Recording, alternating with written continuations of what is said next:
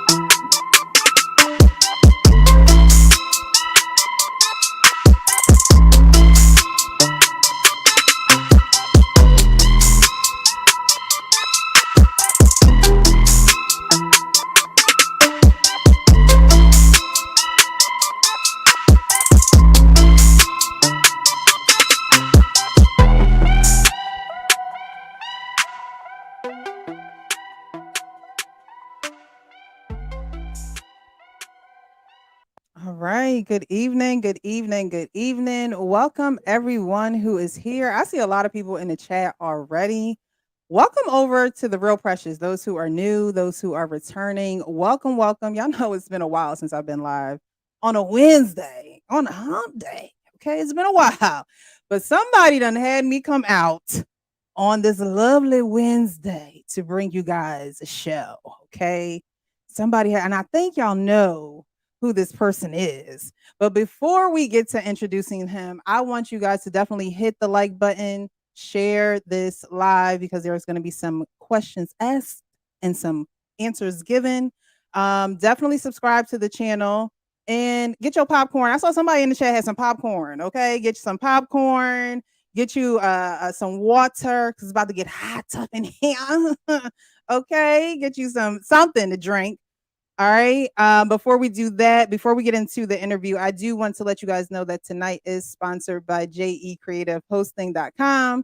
So if you guys are looking to get your website started, definitely go over to jecreative.com and use a code of HCM22 for a special discount. Okay, jecreativehosting.com. HCM22 is the special discount.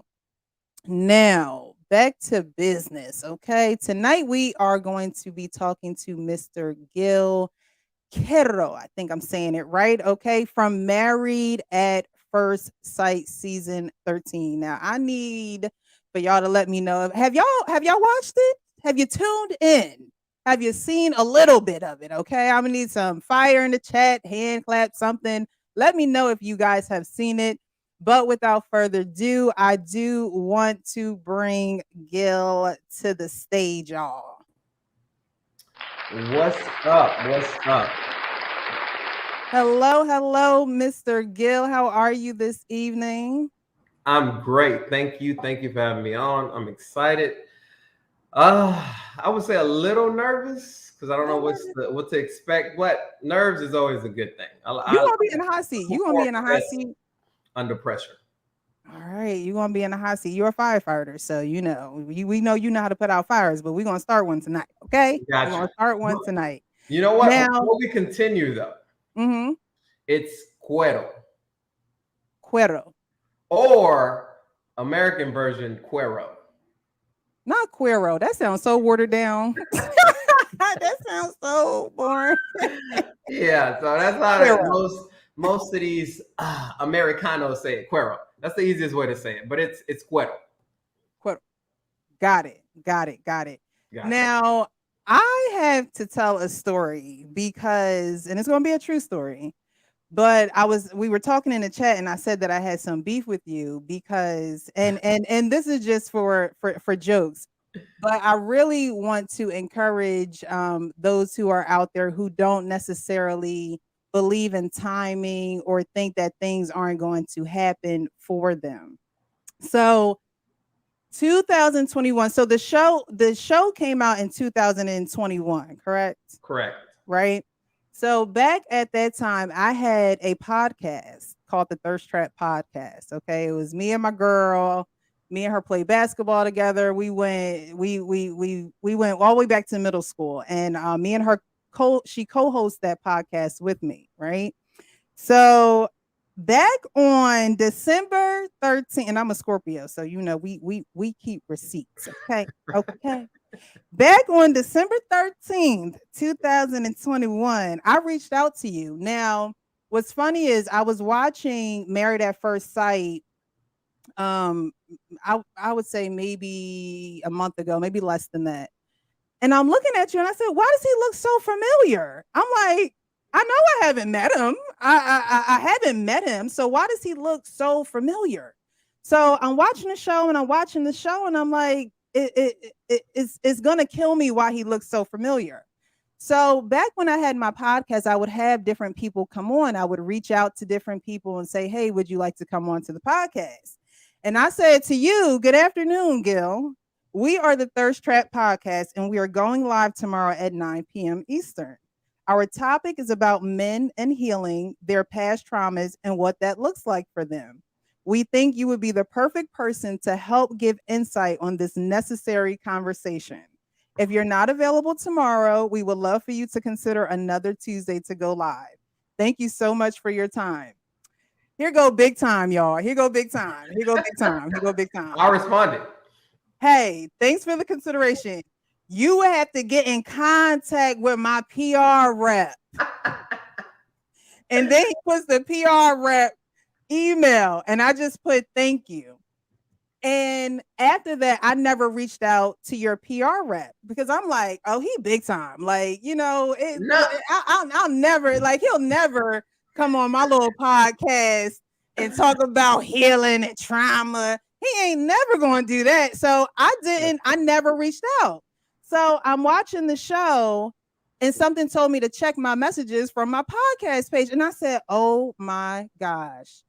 I reached out to him back in 2021 and he sent me to the PR rep, but it was partly my fault because I didn't reach back out. So after watching it, I said, you know what? I'm gonna reach back out.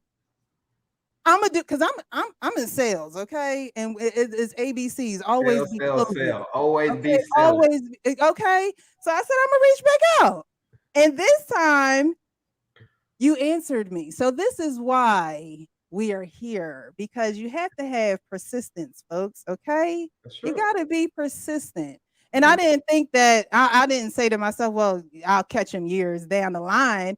But at the same time, I was watching the show and I said, well, hey, I tried it before. Let's try it again. So look, y'all, look who y'all got. Look who y'all got. Y'all got Mr. Gil from Married at First Sight. All right. Okay. Well, let me add my 2 cents to that. Oh, my bad. So the reason why I sent you that, my PR rep, is because obviously when you hit me up, the show finished airing the week of Thanksgiving. Okay. So you hit me up maybe 2 to 3 weeks after that. So you got to imagine how many people was hitting me up. And I know I was just a number. It's okay. I was not just like just fans, but also people that wanted me to do podcasts. Right, right. And so I spoke to at the time I had a PRA. I mean, I still have her, but I'm not really moving like that anymore nowadays. Mm, But I spoke to her about it and she was like, well, just send them all to me and I'll schedule them and you give me your schedule and we'll schedule them in that manner. got you. So she was pretty much my planner. So she was just organizing them, making sure I didn't double book somebody or I wasn't working or something like that. So that's why I sent you over. Now you didn't follow through, but You hey, right. You right. You right. what it You is. right. Yeah, I look. Look. it wasn't one of those I'll get my people to talk to your people type thing. It definitely wasn't one of those. It's all good because now I got directly through, and Straight here we through. are. Here we are. Straight through. So before we get into the show, I do want to unfold and talk more about you and who you are. Okay. So tell the folks where you grew up. Do you have any siblings? What's going on there? Easy, easy. So I was born in Colombia. I Okay. was born in Buenaventura, Colombia, to be exact. It's maybe like 3 hours away from Cali. Cali is the third largest city in Colombia. Most people know Cali more than anything. Okay. I was brought here at 4 years old by my dad. He brought my mom and myself over at 4. And I've been here, I want to say ever since, but when I was 8, I did go back for 2 years to live in Colombia and then came back. So around 10, and I've been here ever since I was 10. I go back every year because I still have family there. But for the most part, I'm more American than Colombian because I lived like what 29, 31 years here. Okay. Yeah. So I do have siblings. So okay. I have two younger brothers on my dad's side. One lives Okay. in Dallas, and the other one lives in Detroit, Victor Markel. And then I have a sister on my mother's side. She's my older sister. And Okay. she's lived her whole life in Colombia. And she's Okay. currently in Colombia. Wow. Yeah. So I'm sure she comes here to visit from She time to has in time. the past. She hasn't in a while though, but she has in the past. I'm pretty sure she's definitely due. Sometime next year. I think Mhm. she's coming with my mom because my mom moved back about 9 years ago, mainly to take care of her mother because my Okay. grandmother was becoming ill. My mom went back to take care of her. My Mhm. grandmother has since passed. It's been like 3 or 4 years now. Okay. Mhm. And so now my mom's like, all right, I don't know what to do. I might just come back. So she might be coming back next year. Okay. So you said that your dad brought you over. Your mom is still back. She may be coming back. How was your relationship with your parents? Good. So me and my mom are like real close. Mhm. Ever since I was young, me and my mom have been very close. But my relationship with my dad was real good too. He was just very strict, so it's kind of like walking on eggshells around him. But it was a cool relationship. It wasn't Mhm. like I just had that respect, that fear of your parents type of respect. A healthy But fear. you know that type of stuff. But other than that, we got along very well. My parents separated maybe I think they separated like right before I came back second go around. They had separated. So like Around 8. maybe 3 or 4 years before my dad passed away, they had separated. But Mhm. they got along very well. It wasn't no Mhm. animosity. And so Okay. I got along well with my parents. It was smooth for me. It wasn't nothing fell off. It just kept going.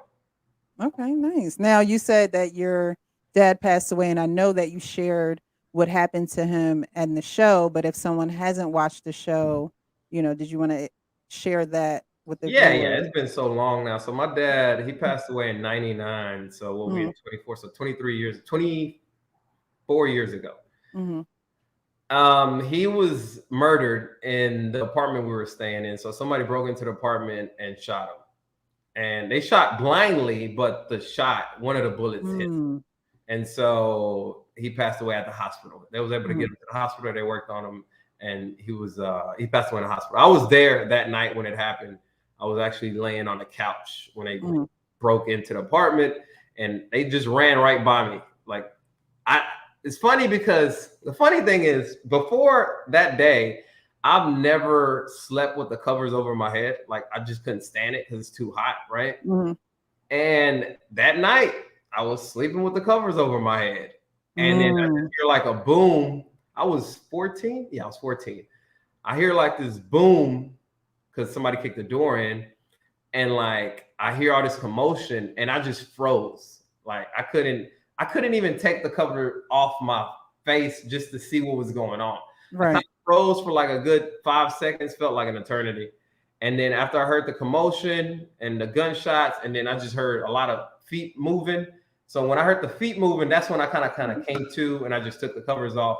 But by that time, they had just ran out of the door, and like I didn't know which way to run. I didn't know if I should run that way towards the door Mhm. or like Mhm. towards my dad because I didn't know what was going on. It was like And you two. said they ran past you, so they didn't Yeah, see you so it's a there. small apartment, right? So if you can visualize the apartment, the front door, as soon as you walk in, the front door is the living room, right? And Mhm. there was a big couch to the right of the wall, to the right of that of the door. So I was laying on that couch, and they walked right by that couch to go around to the other side of that wall was a Mhm. small foyer to lead to my dad's room. Gotcha. And so they shot blindly into that area. And Mm. so they never went into the room or anything. They just shot at the room. And that's why I said one of the bullets caught him. Wow.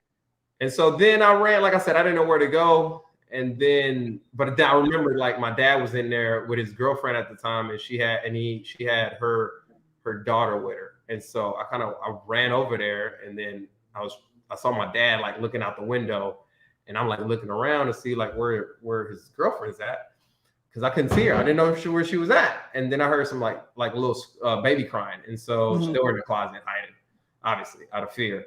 And so that's when I saw them, and I saw they were good. I checked my dad out after he looked out the curtain. He was trying to see who it was because he did. Like I said, they shot blinded. They never went to the room, so he didn't know who it was. Mm. Then he ran. No, he walked over to the restroom and grabbed the towel and put it on his neck. So when he did that, that's when I called 911, told him what was going on. A few minutes later, they arrived. We went to the hospital, and then like I can't remember, but maybe 30 minutes to an hour, they pronounced him dead at the hospital. So, how was that? Like, how was living without your father? Because then your life had to transition in some way as far as home life, or were you like visiting your father at the time? Like, how No, was that I for lived you? with my dad at the time. My mom Mm. was back. She came back with me, but my mom was living on the other side of town, and I was living with my dad at the time. Mhm. And it's something that I always think about to this day because my life, I know for a fact it would have been completely different. Because my Mhm. dad was just the way he raised me is just completely different than my mom. My Mhm. mom, obviously, moms tend to coddle a lot, so Right. she let me kind of I want to say kind of do whatever, but Mhm. kind of like explore life my way. And my Yeah. dad was more like, nah, this is how you gonna do it. You know what I mean? Like, Mhm. yeah, you're gonna mess up, but I'm gonna show you this is the way to do it. Like a dad's Mhm. supposed to, right? Right. He's supposed to be the leader. Yeah. And Yeah. I'm his eldest. So he took a lot of pride in me. And so Right. there was certain things that he would show me and stuff like that. But so I even to this day, I've always thought about how my life would have changed. So with my mom, it was a little more laid back, a little more so she wasn't as strict, obviously. But I mean, my mom's still my mom, so I still Right. respect her. And she still got on top of me if she needed to. But definitely I would say that I suppressed that emotion of my dad passing away for a good 18-20 years. That's a long time. That is a very long time. Very like Mhm. long time. Even at the I mean it took a long time. I'm talking about like early 30s. I'm Mhm. 38. So I'm talking Right. about just a few years ago. Early Mhm. 30s for me to kind of like start thinking about like what impact that's had on my life. Mhm. Like what what are certain things that I do now because of it Right. that I subconsciously don't know. Mhm. And And so what are maybe 1 or 2 things? Because that's, again, it's a long time, and so you're 8 years, you know, detached from those things. So what are a couple of things that you think that, I know you for know a fact. I know a couple of them for a fact. I'm not a huge fan of having people over to the house. okay. My dad was he was like the man. Like Mhm. everybody was always at his house. He had tons of people every day, just in and out. He was the Mhm. dude. He was the Mhm. guy. Like if everybody depended on him. It's Mhm. like I don't know. He was kind of like Robin Hood or something. You know what I mean? The Like house just the house stealing to from be the at. rich and giving it to the poor type thing. And so it's like, I don't know. He was just very charismatic and just had a lot of friends. But people would come. A lot of people I knew, but some people I just didn't know, right? Mhm. So I'm not like that. Like I'm a people person outside of my house. Like Mhm. out these Right. doors, I'm a people person. But like at home, I know that's right. like I don't need you knocking. I don't need you. If somebody knocked on my door right now, I'm like, That's me. I literally just got a Ring camera and I gotta hook it up. Cause I'm like, who I didn't who I ain't no nobody way. called me. The first thing I'm I not do is expecting check my nobody. phone. I look at my phone. If I don't see nobody, I'm like, nah, heck nah. I ain't got no delivery. Amazon don't Right. deliver to my door. So it's like I know for a fact I got that from because of that. That's one of the things. Um, Another one is what's another one? I think it's something about closed door, open doors. I can't when I go to sleep, all the doors they have to be closed. Like Really? I can't sleep with the restroom door open. I mean, I can. I'm not gonna say I can't. I can, but I'd rather not. It's like something in me is like I I won't can fall. I won't fall in a deep sleep if I know the restroom door's open. I'll be like 80% asleep. do you think that is linked to the traumatic event that happened Has with to your be father? because I don't see any other reason why. It's not like I'm afraid of the boogeyman or anything like that. I'm not Right, scared right, of nothing like that. It's right. just I don't know. It's something about the door because, like I said, my dad shut the door when he I know he shut the door because or the door was shut and he was against the door, I should say, because they shot at the door. There were bullet Mhm. holes on the door. And but Mm, they never opened that door. They never went that far in. okay. And so I don't know something about that. I don't know. It's weird, but I know for a fact I don't like I like my room door shut. I don't have a room door in this apartment because it's kind of like a loft. Okay. But like my restroom door, it needs to be shut. I can't even have it cracked open. I mean, I like I said, I can, but I'd rather not. Hmm, I okay. just, Now you're a firefighter. I mean, do they recommend, oh you keep your doors closed all yeah, of the absolutely, absolutely. So if you think about it, when you go to buildings, if you go through emergency exit doors, and all of that, they shut hard, right? They're Okay. heavy. They Uh-huh. shut very fast and quickly, and that's because if a fire breaks out, three things fuel a fire, and one of them is oxygen. Mhm. And so if you can cut that, right? If you can cut one of those fuels of the fire, then you have a better chance of that not Getting out. spreading. Okay. So actually, as a firefighter, you want to shut doors. You door control is very important when Gotcha. you're fighting a fire. It's extremely important. Okay. Have died because of door control. So, close y'all doors, okay? Close Um, y'all doors and windows. and windows. So, what got you into wanting to be a firefighter? All right, funny story about that. So I was a personal trainer for about 11 years before I became a firefighter, right? I thought personal training was going to be it for me. Like I loved it, loved people. It was easy, loved Mhm. working out, had great clients. Um, One day I woke up and I was like, man, I don't like this. It's not the people, it was just the actual job itself. It seemed I was like on autopilot. I feel Mm, like it wasn't challenging. Like I didn't have to think about it. Like so okay. many books that I read, so much research that I've done. Like somebody asked me for a meal plan, I could just spit it out. Somebody asked me Right. for a workout, I'm just spitting. I'm not even thinking. Like there was It's too nothing that easy? somebody would come and tell me that I would be like, I don't know. Like it was just very mundane. And then Not I just necessary. got, I don't know, I just got real tired of it. I just Mhm. just lost the passion for it. which Mhm. was very strange because that was the first time ever that I had lost the passion for anything. Mhm. So, but I continued on, but I didn't know what I wanted to do. Okay. So continued on. I thought about going back to school, but I was like, what I'm gonna study? Like I didn't even know what I wanted to study. So in 2017, Harvey happened, Hurricane Harvey in Houston, right? Mhm. Whole city got flooded. So luckily, the house I was staying in at the time, my house that I just sold, it was nothing happened. Our neighborhood was perfect. We didn't have floods in the water. We were good. No water came into anybody's houses, so we were good. But more than half of the city was underwater. Like, Mhm. my best friend, her aunt, she had 6 feet of water in her house. You could see the water line on her first floor. It was my height. It was right at I my head, believe it. I right? believe it. So it was like that for a lot of people's homes. Mhm. So a friend of mine, I was at home just like seeing the news and watching this, and I'm like, man, I gotta do something. Like I don't know what to do, but I got to do something. Mm. So I call a friend of mine, and I'm like, I'm calling a lot of friends to make sure everybody's good. And then I speak to one of them, and I'm like, hey man, what you got going on? And he's like, man, nothing. What's up? And I was like, I got a tube. I know you got a kayak, and I know you got a tube. Let's just go out and see if we can help some people out because Mhm. you know what I'm saying. We can get around enough to get to certain places, and then from there we would have to like tube out or kayak out and stuff like that because there was a lot of people doing that, and I'm like, Right, well, right. we can do it too. Why Right, not? right. We don't have a boat or nothing, but we can do it.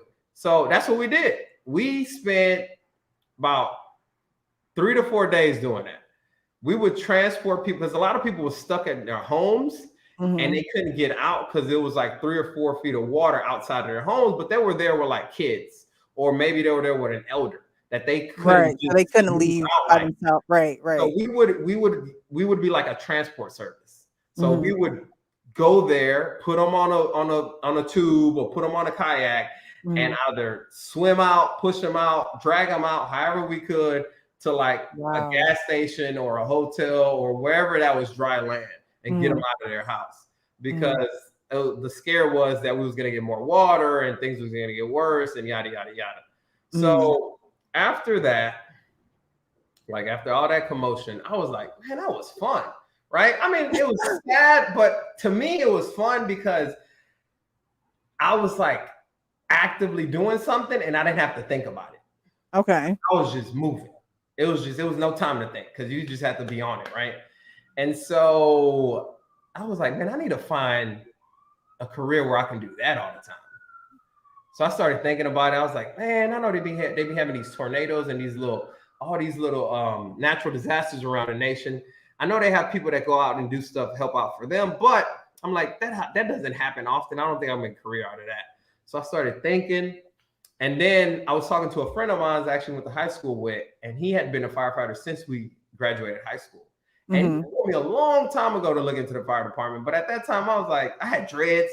My dreads was like way down here. I'm like, I'm not about to cut my hair to be no firefighter. Are you crazy? You ain't had no dreads. Imma need proof. Man, I wish I had a picture right now. I had dreads from high school year. I'm from my senior year in high school to which was 2003 to about 2013, 2014.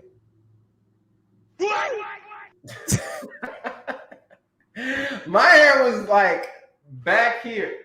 What? I got some pictures. I just don't have them with me Alright. right now, but I got The pictures. the folks gonna want you to post it on your I know. Instagram tomorrow. I know. I'll post it. I posted it before. So What? at Wow. the time, I didn't want to cut my hair. I was like, I'm not cutting my hair, man. Mhm. What? So I never even thought about it. And so fast forward, he was talking to me again, and I got some information from him. And then I got the ball rolling. I actually started off volunteer first. So I looked for a volunteer station because I was like, let me see if I like it. Because I Mhm. don't know what it all entails, right? Right. So I went to a volunteer station. I actually volunteered for 3 years. So I wasn't getting paid to do it for 3 years until I decided, all right, I want to do this full time. And then I went full time. And here we are. Wow. So what does that process look like for someone who may want to become a firefighter? Like, do you go to school? I know when you were on the show, you were going to school for something. So was that a part of fire. No, that No. it is a part of it, but it's separate. So that's when Mhm, you're already in. Actually, you could do that before. So the first question that you asked me, the mhm. process differs in different departments, different cities, and this and that. The bigger the department, the more likely it's going to be like the process I went to. The smaller departments, they have a different process. But the Mhm. big departments, like your big cities, big major cities, they pretty much have the same thing, which you have to take a civil service exam, right? Okay. And then you, based off your score, you move on to the next thing, and then there's going to be a physical fitness test, which they Okay. call a CPAT. Mhm. And then based off that, you move on to the next one. With Houston, we had, I mean, whatever, all of them. You're gonna have a background check, you're gonna have a drug test, and you're gonna have a polygraph. Gotcha. And Gotcha. then once you complete all of those, then you go into their academy. And like I said, every department is different when it comes down to academy. Houston had two tracks. They had the fast track and a long track. Mhm. Fast track are for people that already had their fire certification and their EMT certification, and then long track is for people that only had one or didn't have neither, and you get both of them through the academy. Gotcha. Gotcha. Now, like we were speaking about before the show, some people may have ignorance to what firefighters do. They may Oh, think that you're just putting out fires, but what else do y'all do other man, than look. sliding down poles and So most first about that, I hate two-story stations. The ones that have poles, I hate them because the going down a pole is cool, but you got to go up them stairs every Wait, what do single you time. mean? You're Like, going down a pole to go up some stairs? no, I'm saying going down a pole is cool, but when Uh-huh. you come back, how you got to go up the stairs. You You're can't climb right. the You're right. pole. You're right. Them stairs get old real fast, especially if you're doing like 10, 15, 20 calls a day. Come on now. Mm. People don't think about that. That pole is cool, but when you're doing it back to back to back, nah.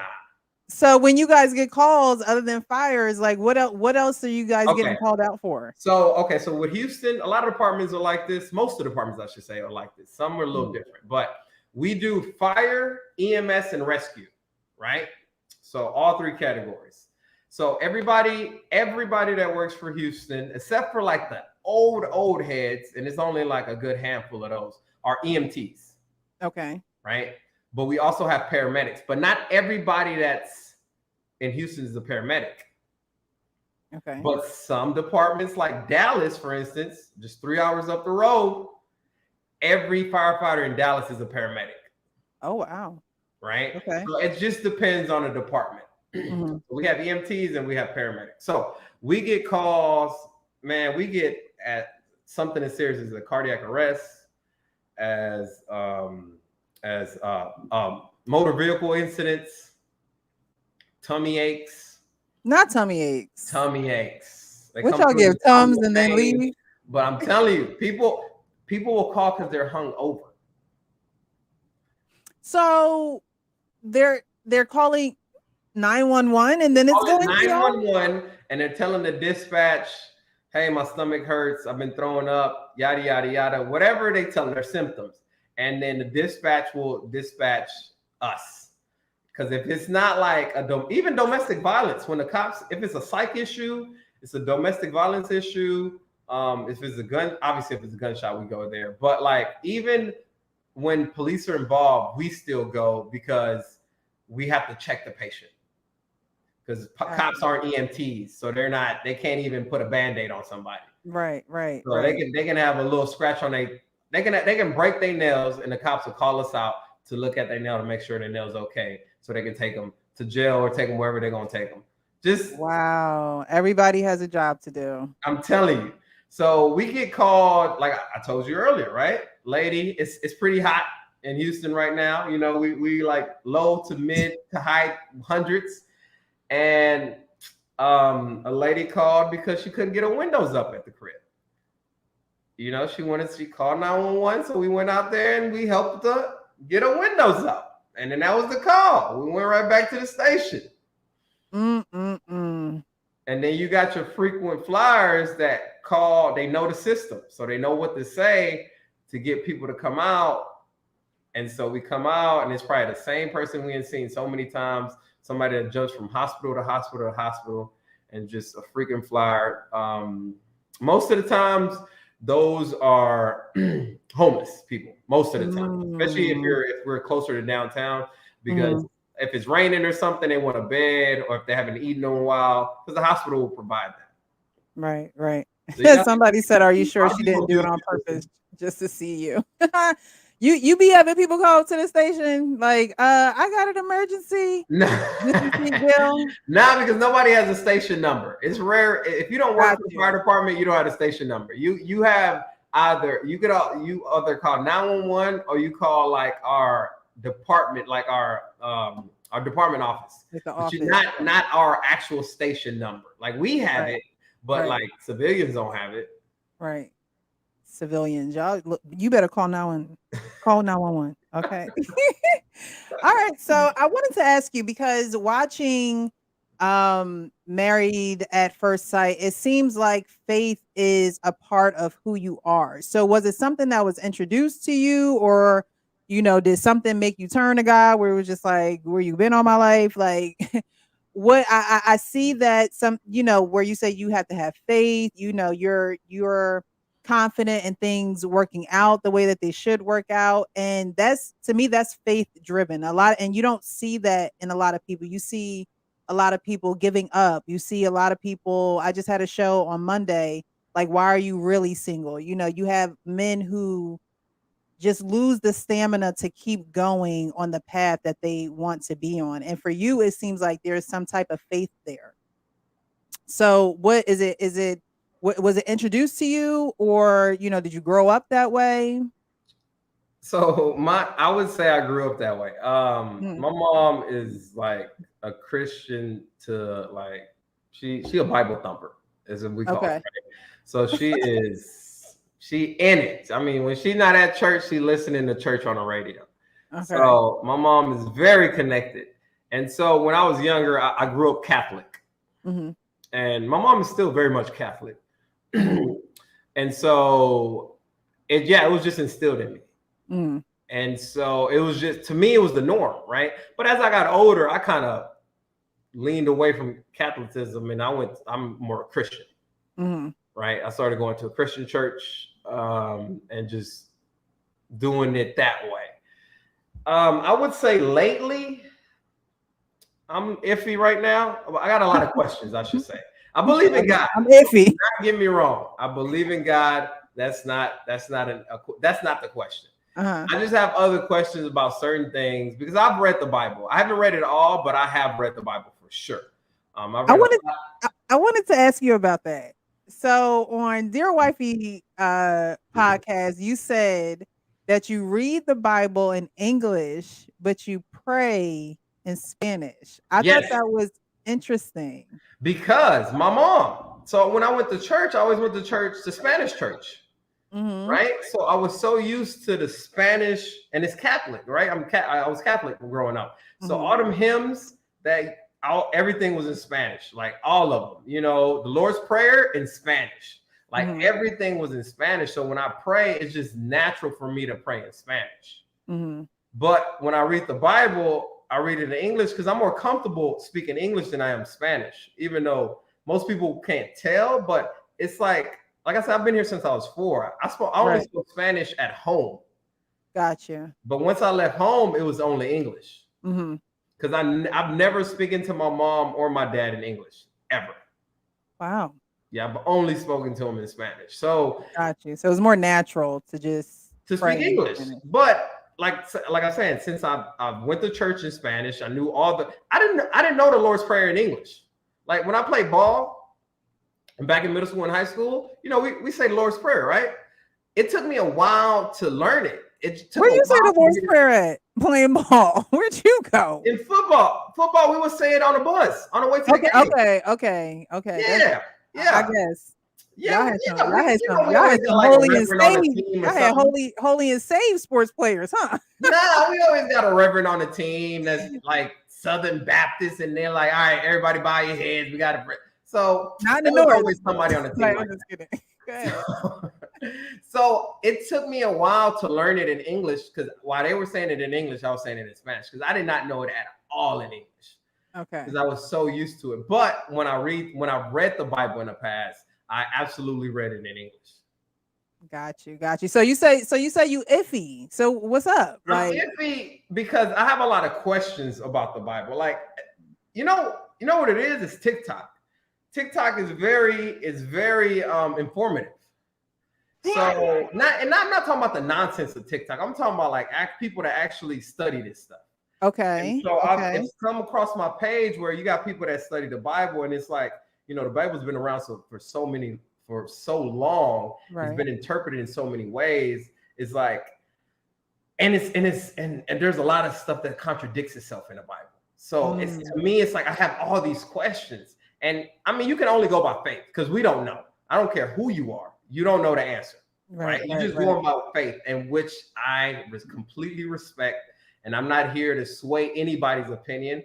It's just one of those things that I personally have questions about, and so that's why I say I'm iffy. It's not that I don't believe; I'm a believer, but it's like one of those things where, man, I just, we'll see. Hopefully, I get the answers Gotcha. today. Gotcha. You Yeah. did. And I think that's normal for anyone. Um, what I will say just simplistically is that there's an Old Testament, there's a New Testament. There's our old selves and then there's our new selves. So we're made in God's image. So there's a lot of things that in our new life that may not be the same as in our old life. But at the end of the day, a lot of things we take into consideration that don't really even matter to God, you know? So you won't get there, okay? Yeah. And I as mean, like long I as as said, long as long as you're as at least you're questioning. There's people that don't even question it, and I think that's what God wants us to do. He wants us to be like, yo, you haven't even asked me anything. I'm here, you ain't even utilizing me. So exactly. You don't want to lead. You don't just want to follow blindly. right, You know what right, I'm saying? You want to ask questions. You want to be your own. You want to think for yourself. You don't want to be a sheep. right, right, right, Hold on, let right, me get right. up real quick. I got a Charlie horse. Okay. Oh no. Yeah, I You was better moving you my better call it leg. you better call a firefighter for that. Let me call 911 real quick. You better call a I firefighter for that. guarantee you that somebody called because of a freaking Charlie. I guarantee you. I already know it. So I want to say that everywhere I have seen you speak, everywhere I have seen you talk about the show, you have been hot. Okay. Have I? Yes. There's a saying that I have on my show called hot, honest, open, and transparent. Oh, okay. That's much better. Okay. I was like, man, was I angry talking about it? Okay. You have been hot. You have been honest, open, and transparent. It's a slogan that I use on my channel because you asked me prior to us doing the show before we, went live. You're like, well, what's your channel about? Right. And I'm like, well, I don't really have a niche per se. I don't want to be stuck in a box, but I do want to be real. I do want to have real conversations that you may have with your homeboy, but y'all really don't have them online, or not necessarily you, but anyone have with your friends that you can't really get real with some people and you can't really, say exactly who you are. So I like to have these conversations so people can see themselves in other people or say, oh, well, I saw this conversation and I didn't think about it that way. And now I do. So for you on the show, you just always seemed like you were very honest, open, and transparent. And I think that that's what anybody would want to ask for in a partner, and someone that they're with. How did you become that way? Because I don't think that everyone is like that. Like I wasn't always like that. It took for me to get over trauma of and I told you before the show, my trauma was adoption.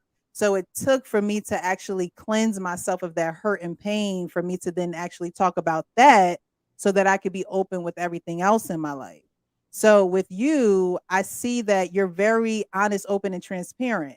How did you become like that? Honestly, I don't even know. For the show, I can speak on the show on how I became like that on the show because Mhm, it was like, so somebody just asked me this question not too long ago, and I told them what I'm about to tell you. mhm, So they reached out to me, right? I never heard about the show before that time. Like they mhm, reached out to me, they were like, "Hey, we're coming to Houston. We have a show. Somebody recommended you that you'll be good for it. Whatever. You have some time to talk." Spoke to them. They broke it down, gave me the name of the show. I was still like, "Nah, never heard of it." Broke it, gave me the synapse, pretty much the premise of the show, and I was like, "Hmm, marriage? Like, it's a real marriage?" And he was like, "Yeah, it's a real marriage." And I was like, I don't know about that. I was like, give me, can I think about it?" He was like, "Yeah, you can think about it or whatnot." So he gave me about a week. I told him, "Give me a week and I'll get back to you." He's like, "All right, mhm. cool, no problem." Um, very next thing I did was look for the show on like a streaming service. Found it on Netflix, saw a season, binged the season, got an idea of what the show's about. Then I spoke to people that I kind of rely on or people that I trust, Like, check this and out. Check this out. everybody seen it. Like everybody had Wow. watched it before. Like I was the Mhm. only one that didn't know about it. And so I was like, "So all right, what y'all think?" They reached out to me. "What you think?" Everybody automatically do it, do it, do it. I was like, "Ugh, I don't know, man. It's marriage. It's like I don't even know who I'm gonna marry.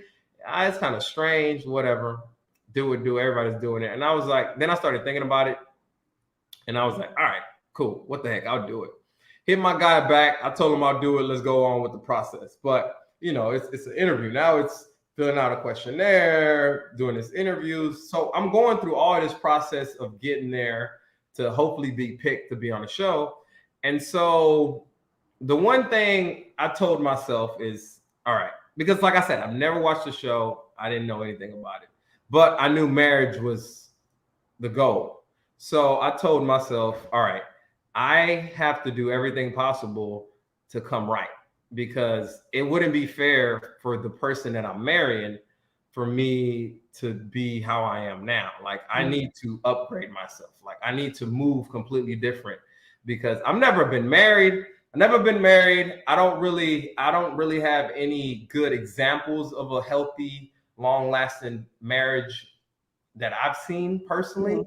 Mhm. but on TV, I've seen some. And so yeah, I know it's TV, but you go off something, right? So I based it off what I've seen on TV and what I believe would be a healthy, good partner. So I told myself, this is how I have to do it. If I'm gonna do it, I said I was gonna do it, I need to do it right. Like no matter what. Mhm. Me being myself, that's easy. That's the easiest part because it's natural. I don't even have to act. I just do Right, me, right. right? But being myself is being patient. I've been a patient person my whole life. People ask me how do I become patient. That's just been me my whole time. I've been Wow, really? I've been a kid.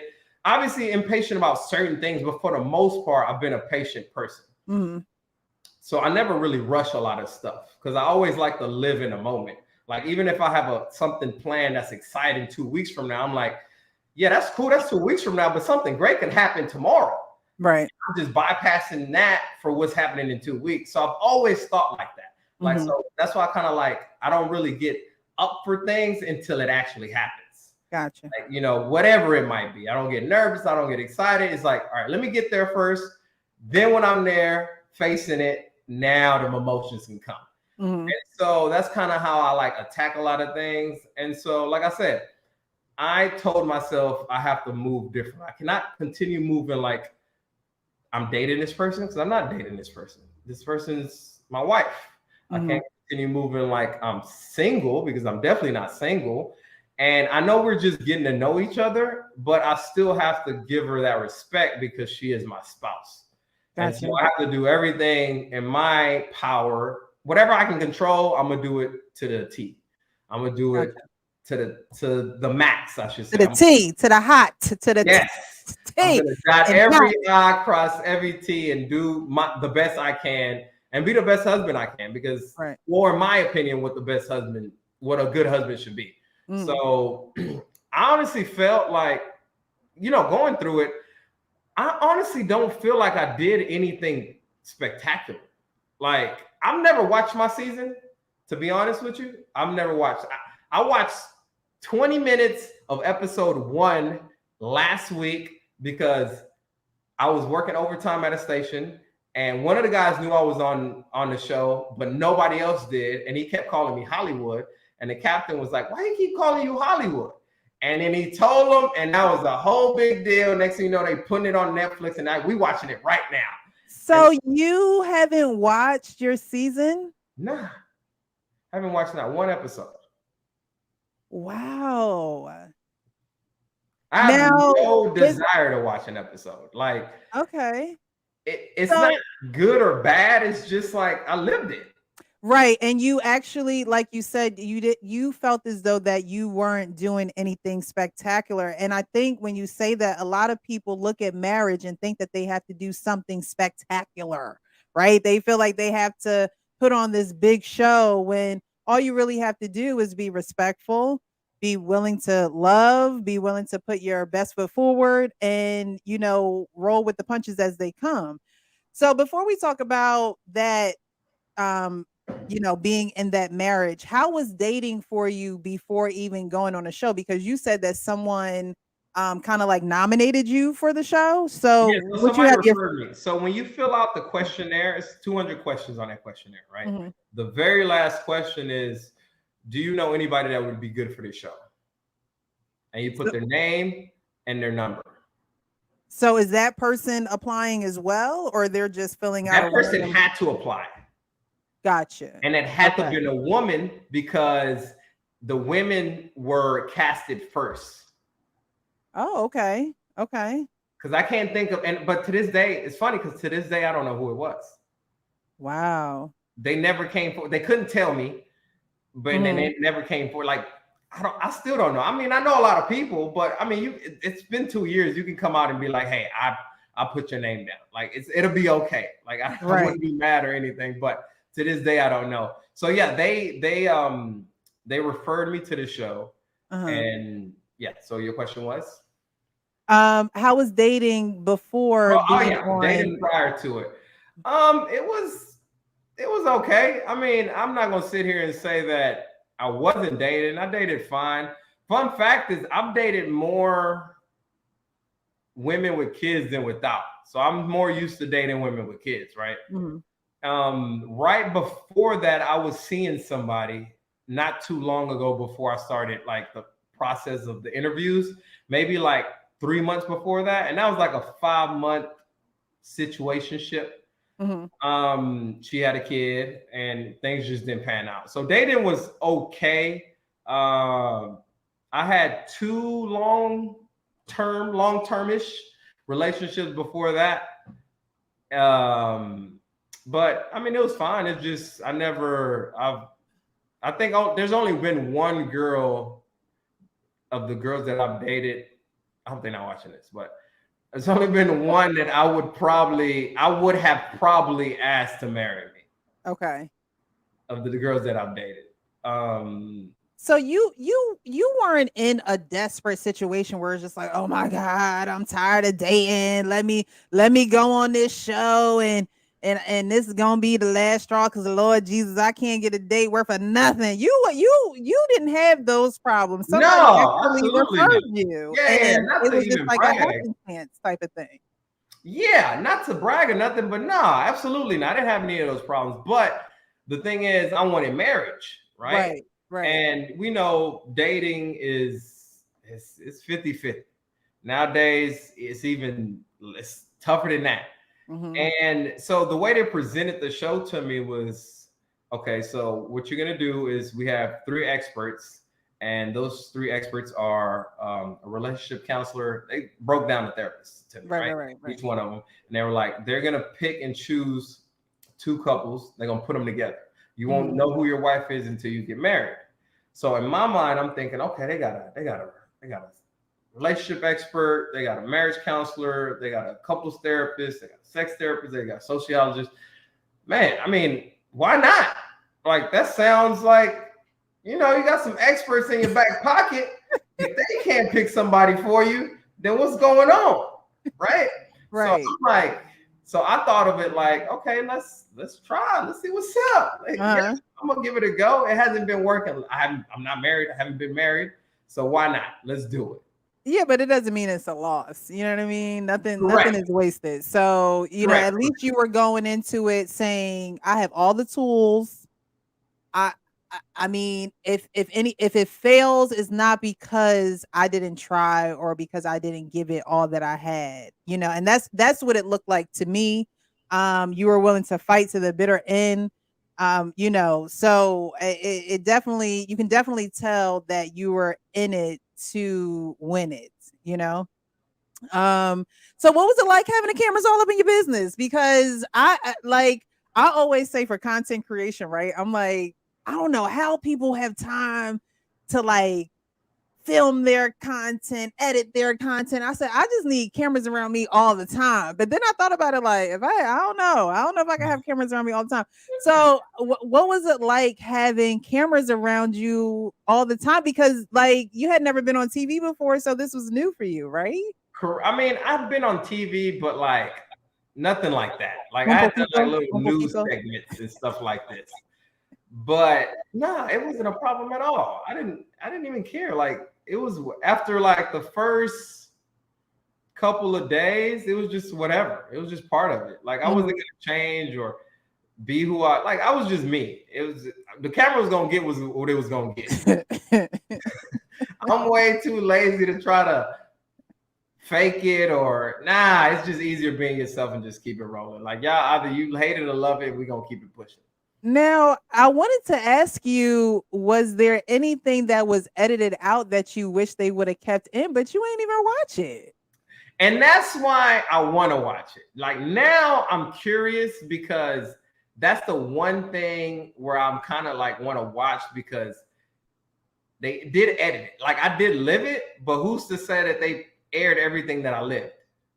Right. Well, Right. they aired everything that you live, but not every single little thing that, could have given a different type of perspective on things. Although I believe that you and Marila's storyline was pretty straightforward. It didn't seem like there were things in the shadows that we may have not known. I don't think so. Not Right. not on the not during the show. I definitely don't Right. think so. I haven't watched it, but I just don't.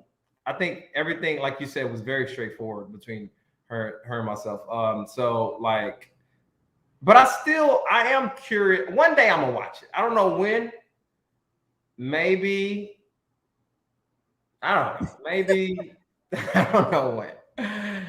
Maybe with Well, my new boo, we might just sit back and watch it just to laugh at I it. mean, well, I did see that you watch your therapy sessions over. So I'm surprised that you wouldn't watch your season on Married at First Sight. But hey, I mean, that's just like people who work jobs where they don't like listening to their calls back. Like, you know what I mean? Like, I don't want to hear myself talk. Like, I hate that. Like, a lot of people It's hate hearing man, themselves when I talk. tell you I watched them little 20 minutes of the show last week at the station, that was cringy. Somebody says yes, do it once you're happily married. That's what I'm saying. Do it. Well, I guess that would be. I guess that would be a time That'd to be watch it. perfect. Just laughing at it and just, reminiscing.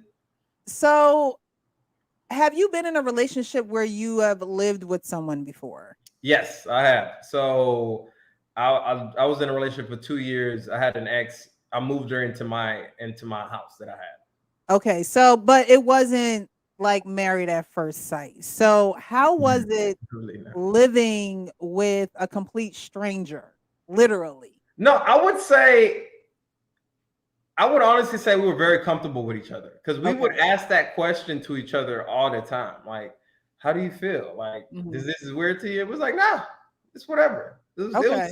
We didn't trip. It was cool. We just went. We did it. We did our thing. We did our thing together. We did our own thing, and it was just whatever. Like it was. We were very comfortable with each other, So and nothing surprised you living with her. Like, you no, know, some people have weird things. Like, some that's true. people like are loud in the morning or got weird noises coming out of their mouths while they're brushing their teeth or like, there No, was you're absolutely right. And I'm very OCD. Like I'm the type of person that I can't let things go Mhm. when it comes down to like certain things at the crib. Like, So why like don't you if put the you top on open the the toothpick? cabinet door and you don't close it all the way, like we having a conversation. Right, You right. know what I'm saying? Like if you I'm one of my biggest pet peeve is when people get up, push the chair out and walk away. And they don't push it back under? Oh, like you ain't got no home training. Right, Put right. that chair back in. I'll do it at a restaurant like that I'm at. Like, I'll push my chair in and somebody else just chair in, and it's like, "Why did I just Man, do I that?" do that at the station. I feel like people's dads. I'm pushing chairs in all the time. I Like, hear that, I so hear that. you're absolutely right. There are quirks that people have, but I will give her, I will say, like I said, I give her props on that because there wasn't anything, she wasn't sloppy. You Mhm. know what I mean? She had her things very organized, and I appreciate that a lot because I'm very organized, especially in stuff Right, like my closet, my restrooms. I need that stuff intact. And right, right. so it was easy because of that. She did get up early because she would she what would she do in the morning? Would she go work out first? I think she would go work. No. I forgot the steps. I forgot how she did it, but it was two things that she did in the morning. I don't know if so she would work out in the morning and then she Mhm. would do a prayer call. But I Okay, don't know if one I can't remember if the prayer call came first and then the workout or the workout and prayer call. Whatever. got She you. did so she did those two things in the morning. But like even with the prayer call, it was I wouldn't hear it. Like it was she was very respectful about it. Right, right. So so like I said, no, I give her props on that part because Mhm, it was easy because I could have mhm. easily been living with a slob or somebody Yeah. inconsiderate of others, slamming doors in the morning or something like that, or just leaving Yes. dishes in the sink, Be having or to bite your lip like, "God damn, can man, I go?" like Like, them "Why dishes you in the leave the sink probably don't what?" bother me. What bothers me is like when they leave like a spoon in the sink. I'm like, come on, man, you can't wash a spoon. Now, I think that men need the AAA. I like using acronyms. AAA. You guys need attraction, you need affection, and you need attention. So it seemed as though you were instantly attracted to her. Would that be correct? It seems as though, or did you have to work up to that? Because it seemed as though on the show that you were, very much attracted to her. Yes, I was attracted to her. I thought she was Mhm. an attractive young lady. I didn't. That was one of the things where I was kind of weary about, like because that's one of the questions they ask you. What would you do what would you do if you're not attracted to your wife?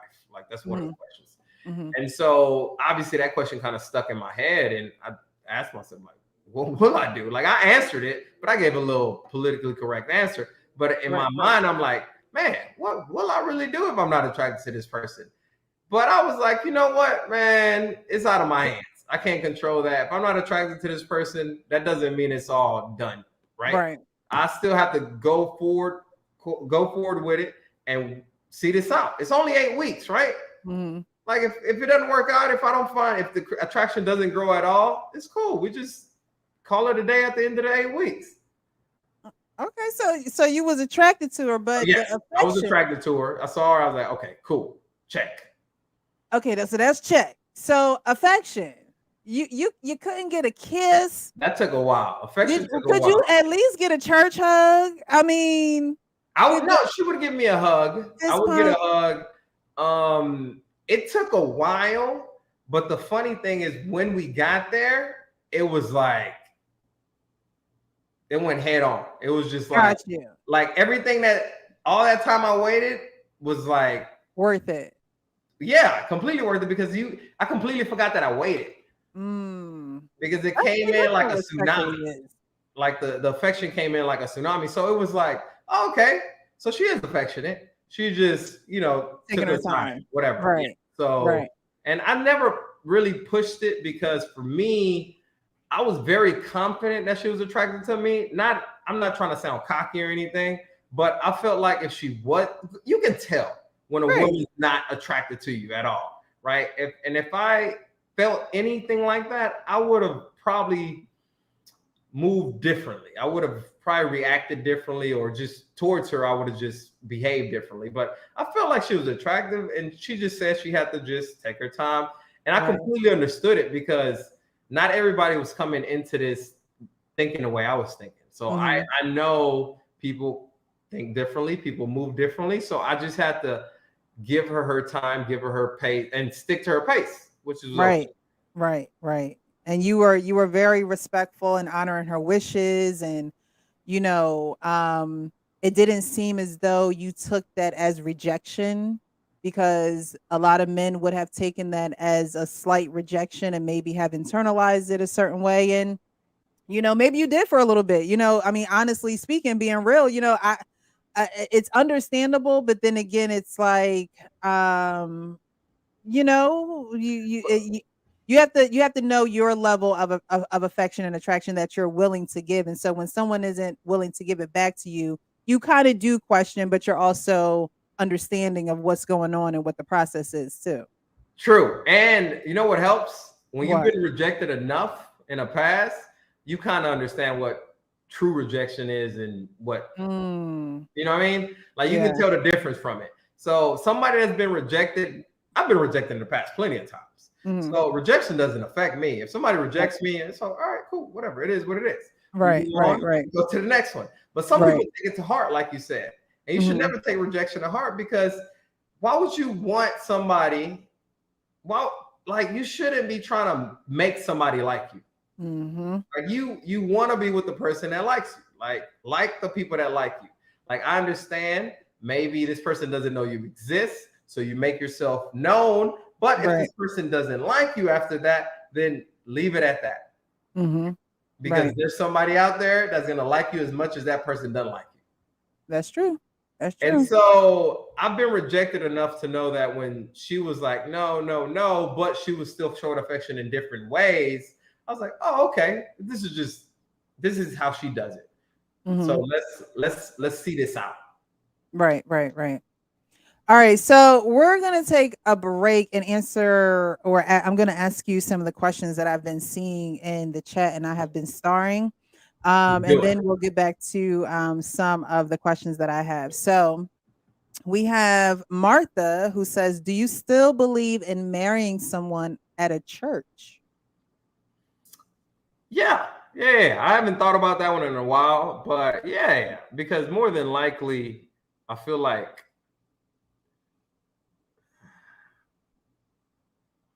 she's gonna want to.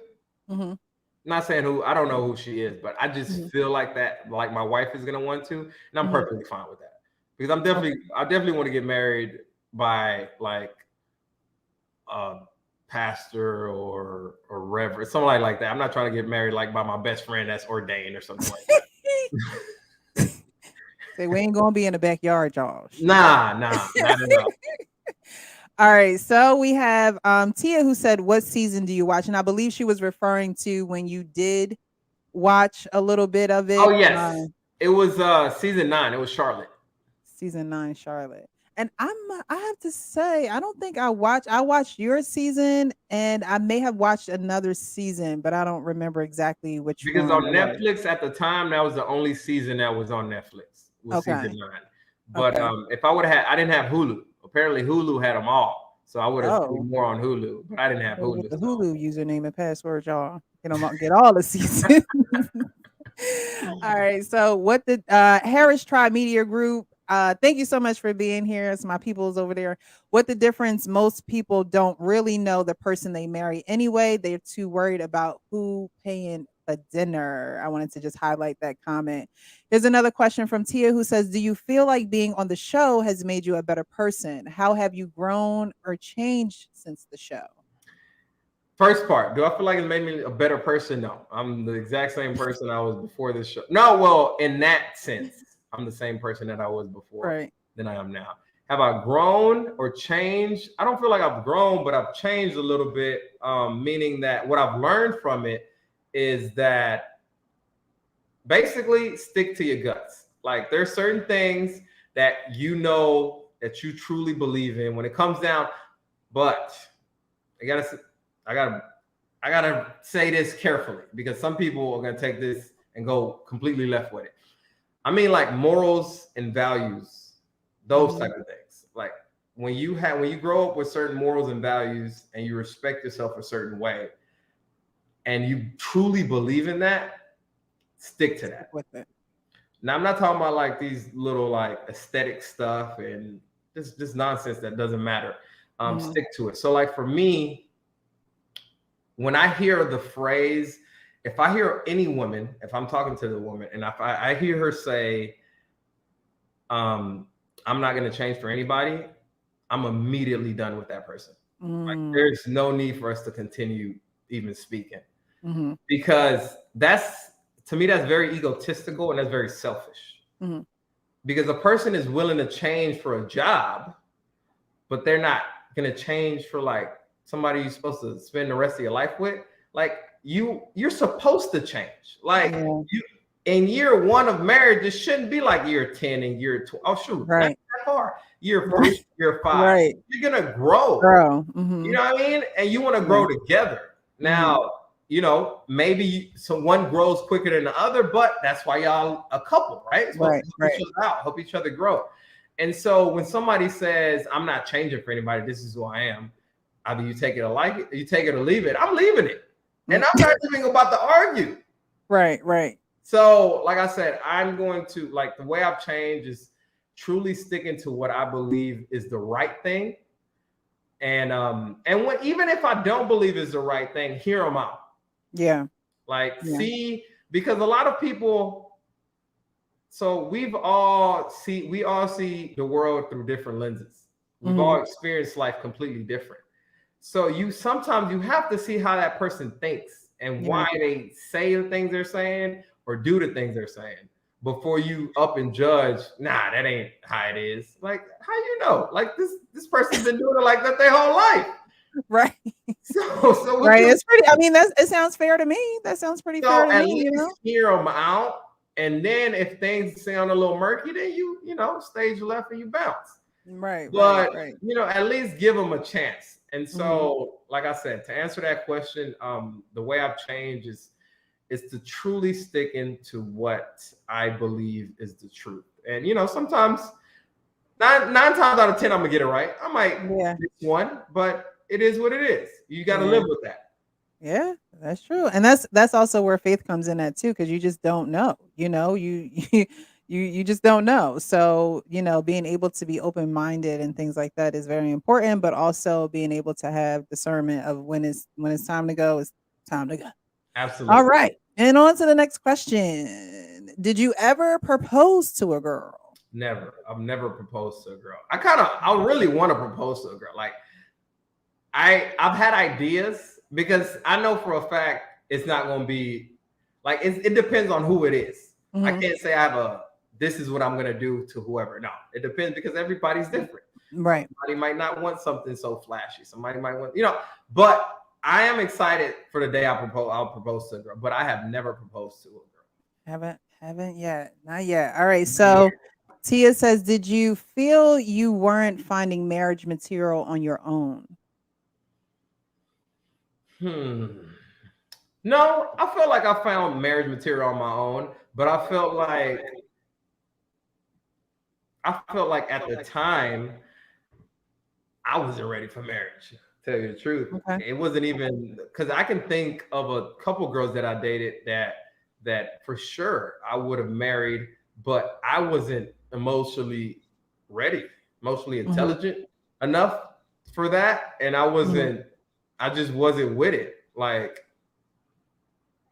the person I was before the show, I would say a couple years before the show, and the person that I am now, when it comes down to like emotional maturity, is completely different. I'm like, it's a big difference. So I feel like I did meet some women that I dated that were definitely marriage material, but I wasn't marriage material at the time. Makes sense. All right. Defense Trucking and Logistics says, I want to do the show. What would you recommend what would you recommend to get on? I'm gonna be real. I don't know because, like I said, I was recommended to be on it, but I know. So there's 5 guys. They want you to put your name on the questionnaire and put defense trucking and logistics down. recommended by Gil. So out of the 5 of us, the only one that actually applied for the show was Jose. Okay. Everybody else was also recommended by somebody. Oh So, wow. but it's honestly a lot of it has to do with if they can find you a match. Mm, Because you might be the perfect, they might love you and they want right. you, but Right. they can't find a girl that they like for you. Right. Because a lot of people, a girl DM me just today, I think she said, oh, yesterday, she said, hey, I actually applied for the show and got very far, but then I got cold feet and decided not to do it. And that happens a lot. What? That happens a lot. There's a lot of people that get very far into it and they were probably going to be on the show, but then they just back out. Sheesh. So if you think about it, so if that person backs out, they had a partner for that person already. Yeah. And then the next person might not be the right person for that person. So it's a lot of moving pieces. Yeah. I didn't even think about that. If Mm-hmm. somebody backs out, then they're gonna have to take the other person out too because Mm-hmm. If they can't find trying to somebody find a match. enough, yeah. Yeah. All righty. Tia says, in hindsight, were there red flags that you didn't pay attention to? I'm not gonna change for nobody. This is who I am. Gotcha. That was like the brightest red flag that I just kind of just like went black and white on. Mm-hmm. That was the biggest one for me. Tia also says, was it Tia coming hot with these questions? Okay. Más preguntas. Okay. Was it easy for you to abstain from kissing/sex? Have you ever done that before? No, I've never done it before. Okay. Never done it before that. Was it easy? Yeah, it was easy. Mm-hmm. Mm-hmm. Because I said it on the show multiple times. For me, it was like a drop in the bucket. It was nothing. It was like, okay, if I don't get a kiss and we don't have sex for 8 weeks, but we stay together, we're gonna have sex for the rest of our lives. Like, you know what I mean? What's 8 You weeks? thought about it differently like a than year. most men. Right, right. So to me, it was like, okay, if I can't wait 8 weeks, is a problem. Even for a kiss. Y'all hear that, man? Let's take sex out of it. Let's take sex out of it. And we just talking about a kiss. Like, I mean, I'm not a kid. Like, if you a grown man and you can't not kiss your girl for 8 weeks, I mean, it's tough, obviously, especially for me. I'm a very affectionate person. Mm-hmm. I mean, I'm Latin too, Latin lover. I like to hug, I like to kiss, I like to cuddle, I like all of that, right? But if I'm not getting a kiss because my thing is comfort. Mm-hmm. Like, my biggest things when it comes down to affection is I want that person to want it as much as I do. Right, because right. it's just so much better. Mm-hmm. So if she's kissing me just because she's like, all right, boy, come here. Like, I don't want that. Nobody want no pity love. Man, get out of here with that. I don't want that. So that's what I'm saying. So I want her to be as comfortable as possible. Mm-hmm. I want her to want it, because when she wants it, I'm gonna reciprocate. I'm gonna get all of the good from that. Right, right. And I'm gonna reciprocate that as well. So it was easy for me because that's how I thought about it. My thought process was, all right, we wait now, but we'll indulge later. Enjoy and indulge later. Right. Tia again says, was she your type? We talked about this. Me and her, we talked about this. I remember we had a conversation in the bed about that, and we both said no. Like, the way we set it up is like, if I saw you at the bar or you saw me in the bar and I came in, would you approach me or would I approach you? Like, no. Like, because I don't have a type. Okay. Because a type would mean like all my exes would look a certain way. Right. I have exes that look all different types, like short, tall, little thick, little skinny, like, whatever. So it's not about that. It's just, I wouldn't reach out to her. Like, I told her, it's just, I don't know. I just wouldn't approach you. You don't seem like approachable. Mm-hmm. Not that I couldn't speak to her or anything like that. I thought that she was like above me. It's just like, nah. There's nothing that stands out for me. Like, man, I need to get to know this girl. So that's what it is. I think that helps a lot of women too, because I think that a lot of women don't realize that they look unapproachable. I'm actually one of them. Like, sometimes I don't realize that I got the mean mug on, or I have the, serious. RBF. Yes, the RBF, the rest bitch face. Like I don't realize sometimes that I have that on, so I had to be mindful of that because it does come across. Don't come over here. Don't talk to me. Don't. When in reality, like I'm cool to talk to, but I don't always give that. Come talk to Off. me vibe. And I Yeah, learned back in high school that the coolest girls I met in high school had the meanest faces. Like they were so down to earth, so chill. But like if you didn't know them, yeah. you wasn't gonna You approach them wouldn't. because they Yeah, looked like they were just ready to fight you. yeah. It's just I don't know. It's not something that's done purposely, but at the same time, you don't have time for all the riffraff. You like, you know what I mean? So all the I bad think girls, they want to be in everybody facing, I think like ain't over nobody got the time for all that. years, the face just evolved to that. So you can weed out certain folks. Yeah, like who really gonna come over? It's like I'm just who ain't scared? It's like I'm just Exactly, exactly. So Bezos says, how did you prepare your heart knowing deep down she is rejecting you? And then we're gonna get back to my questions. How did I prepare my heart knowing deep down she's rejecting me? Mm-hmm. Are we talking like after the fact? Oh, Bezos she was rejecting me in through the the show. Yeah, like I guess I would assume after the fact because honestly, it seemed a little like you were caught off guard by the absolutely. decision and things So like that. So I'm guessing. I'm gonna answer it both ways so I can cover Okay. everything, right? So I'm gonna answer it. So she said, how did you prepare your heart knowing deep down she was rejecting me? Mm-hmm. So if we're going based off how she was rejecting me, like from a kiss and stuff like that, my heart wasn't in it at that point.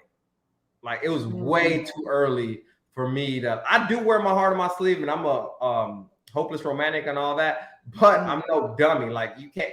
I mean, that's almost impossible for me to just fall in love with somebody I don't know. And in Right. that aspect, like I can see people falling in love at first sight, but it's not with cameras on, and there's not forced.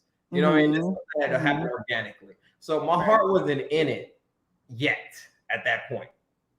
And if we're speaking after the fact, no, I was a complete mess. It was no prepared. My heart was distraught because Mm-hmm. it was caught off guard, right? Mm-hmm. I was complete. I was blindsided, like I said. So for me, it came out of nowhere. Now I can't speak for her. I can only speak my truth, right? And so for me, it was literally just night and day. It was a switch. And so I'm like, what the heck just happened? And it was kind of hard to like gather myself Mm-hmm. and my thoughts and my feelings. Right. Everything was everywhere, right? It felt like everything just exploded and I just couldn't put the pieces back together. So Mm. it was hard to focus on anything, work, everyday life. It was just really because everything was just jacked up. So there was no preparation, and I was not good for a long time. So, but that's where therapy helped.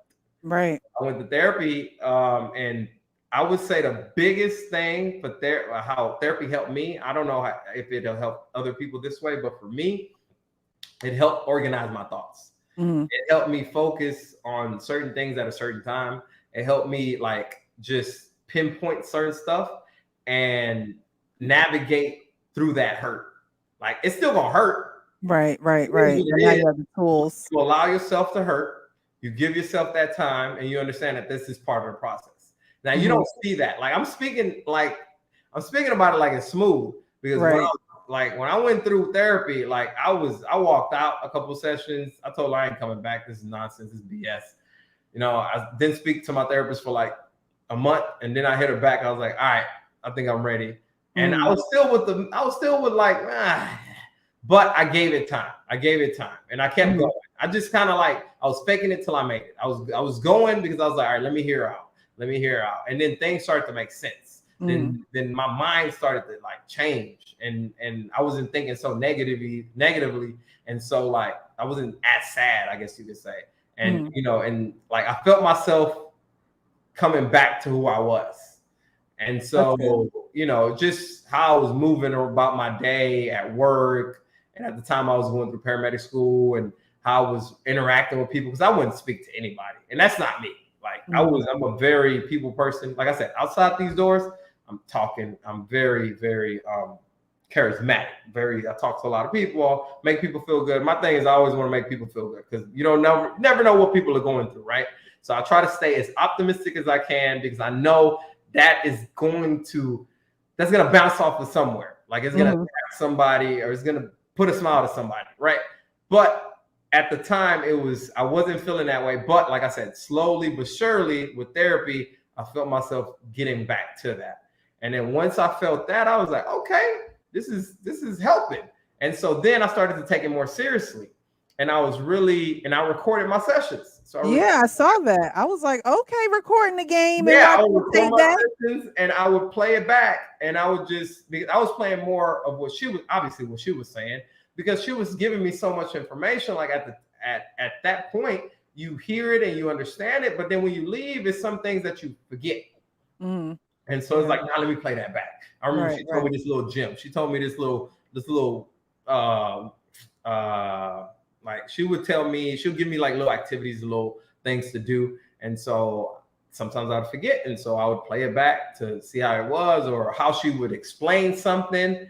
I'd be like, oh man, that's deep. Yada yada Right, yada. right, right. So it's just like, your playbook, just reading your playbook and going back through it. And so that helped tremendously for me. And so like now I'm a huge advocate of therapy, because I feel like it truly does help. I feel like, Right. but I needed therapy way before that show. I just didn't know, Right. right? Right. The show was just like the last, the straw that It broke it the back. it was the gateway. It was the gateway to actually bringing you to recognize that there were things way before the show that, that's why, you shouldn't count it as a loss, because it's like, dang, like I didn't know I was dealing with this and I didn't know I was dealing with that. And Exactly, so, exactly. if I would have gotten, let's just think if you guys did get married, it's like you still would had to have dealt with that trauma inside of the marriage. And although you're doing it together, again, you don't want to force anyone to be with you either. So it's kind of like you still got something out of it, you Yeah, know? no, absolutely. I'm grateful, I guess you could say, for what Mhm. everything that happened. It's kind of it's bittersweet. It's one of those Yeah. things that I feel like it just had to happen. Things are gonna Yeah. happen no matter if you want them to happen or not. They're gonna happen, right? So I had to go through that pain, to go through therapy, to make me the person I am today. And I Right. feel like I'm way better now than I was before this show. Like, people And are I'm so glad. the same person, but like just mentally, how I think about things and how I go about stuff Mhm. is completely different than when I used to. Not completely different, but much better. I feel like I've Right. Right. reached another level. Mhm. Yeah, and there's such a stigma around black men going to therapy, and how you were just so open to it, and even op- hot again. You was hot when you said, "Hey, look," I said, "Forget it. I'm not going to therapy." But then you thought about it and said, "Well, it's almost like being on the show. Well, if I have the tools, why not use them to see how much further along I can be?" And I think that, it's not always. I was on a show one time and we talked about education versus therapy and things like that, and sometimes you just need that additional thing, so you go to school, higher education, like you were in school throughout the show or during the show. It's higher education for something to make you better at something. And so therapy was, you advocate for it making you better. It may not have changed you wholeheartedly, but at least that changed some things and some, some thoughts about probably what happened to you when you were younger, and put some things into a different perspective. And that's really all that is. I think that a lot of people get caught up in, telling people they business, and we going to keep this in the house and stuff like that. But sometimes you have to get it out. I always say you have to have at least one honest friend. If you don't have a therapist or a pastor or whoever, you have to have somebody that you're honest with, because getting it out and processing it could be the best thing that could happen to you rather than what you wanted, the outcome to be initially. So I I think agree. But you I'm did a a good job. 100%. I 100% believe everybody should be in therapy. I don't care if you are in the greatest mindset ever, because there Mhm, are, like you just said, sometimes you got to get some things out. And mhm, the problem about telling anybody, like that one person, you might be putting a burden on them that they're not ready for. mm, And that might, you don't know how that might affect them.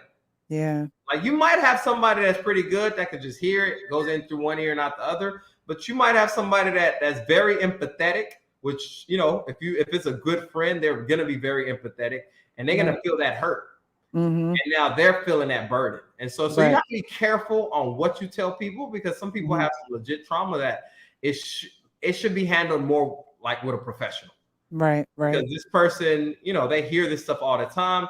And not only that, they're going to give you a perspective that you never really thought about. Very, very true. And so that's why I'm a huge advocate about it, because like and it might take a while for you to find the right therapist. I feel Mhm. like it's just like finding the right doctor and the right Yeah. personal trainer. It's like that first one might not be it.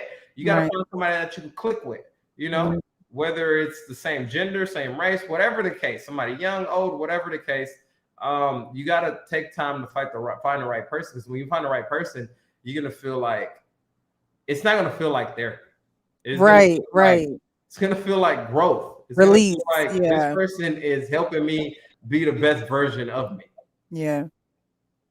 That's facts. That's facts. 'Cause I had to do the same thing, and the first couple of people were not it. I had one lady, she was a white lady, and I couldn't connect. And I had a white guy, and then boom, I got this lady that we just gelled so well. So you're right. Is you got to go through the process, but going through it is the most important thing. So we're gonna jump back into the show. Money was a clear element in you guys' or a clear disconnect in you guys' relationship. She wanted the finer things in life, included like everything, and you're like, okay, that's not necessarily necessary for you getting married. What does finances look like? Because we all saw, what happened on the show, and if you didn't see, I'm sure you'll get into it a little bit, but what does that look like for you in your marriage? Because married at first sight, you don't get to really choose what that looks like. It's kind of like you just, kind of fall into what it is instead of saying, okay, in my marriage, this is how I want things to go. So for me, finances in my marriage is, stability, right? Hmm. It's more about being financially smart and being stable Hmm. with that Right. finance. Because and this is coming from somebody that's in the past have not been financially smart at all.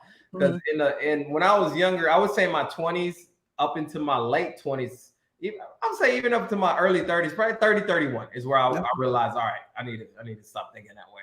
I've Hmm. always thought, like, I wouldn't put myself in debt, but I've always I walked around with you got it, why not, Right. Right. that Right. mindset, right? Hmm. So I'd be like, Hmm. I shouldn't get that. Man, what I work hard for. And Right. I would, when I don't need to get it or I don't need to purchase it. So I live that a lot. And so because of that, that has helped me out tremendously now, because I've been there before and I don't want Right. to be there anymore. So especially now that I hope to have a wife one day and hope to start a family one day, I want to be able to be financially savvy for them. Even if my wife could be a financial advisor, she could be way better at it than me, but I Right. don't want to not have those skills also. Right. That's So I want to do understandable. my part to come into it so we're not in danger of putting ourselves in a bad place. Right. Right. All right, so we're gonna get into relationship talk. Okay, we're going to transition into that segment of the show. Let's do it. Now, on Dear Wifey podcast, you said there's a lot of women who have already met their Gil. So I need you to break that down a little bit because I have a question for you concerning that statement. So All right. break that down. What do So you mean before that I break that down, I know my boy Latrell would be mad if I didn't correct you. So it's Oh, dear future wifey. dear few. I'm so sorry, No, Latrice. because I'm I so know my boy. sorry I know because my I guy. watch him. Yeah, no, he's Dear cool. He's future. awesome. And I know my guy. What And did I say? dear wifey podcast. Oh, dear future wifey Yeah, and podcast. I'm sorry. the only reason I know is because it's DFW and he's from Dallas Fort Worth, so it kind of goes Oh DFW. wow. Yeah, Okay. so Okay. it's kind of like, so that's why I remember it. But anyway, Got you. to answer your question, um, man, look, this is why I say that. I say this because it was because of my DMs, mainly because of my DMs. I had a lot of people in my DMs after the show, obviously, right? Just more exposure. I feel like that will happen to anybody. As long as Right. you get on TV, more people see you, then you get more exposure, your DM's gonna It's blow up. bound to It don't happen. matter who you are, it don't matter what Hmm. the level of attractiveness is, because somebody out there is gonna like you. So I feel like more exposure, you're gonna get more DMs. And the reason why I say that is because back to me being rejected a lot in the past. I've been rejected a lot, you know? Mm. And so I've had people that rejected me in the past that's trying to hit me up. So like it's like, and I know this has happened to many guys I know. And Mm. it's like I know women have ran into their guilt, right? Hmm. And they just that it wasn't enough for them at the time. Right. And so they did their thing, years has passed, and now they're realizing, you know what? That was a good dude. That was the right dude for me. And I decided I didn't want to be with him at that point, at that time. Okay. So right. So I think that when women have met their Gil, they don't know that they have met their Gil, like you said, until maybe time has passed. Maybe they weren't mature enough at the time, or maybe they were living life, or whatever the situation was or is.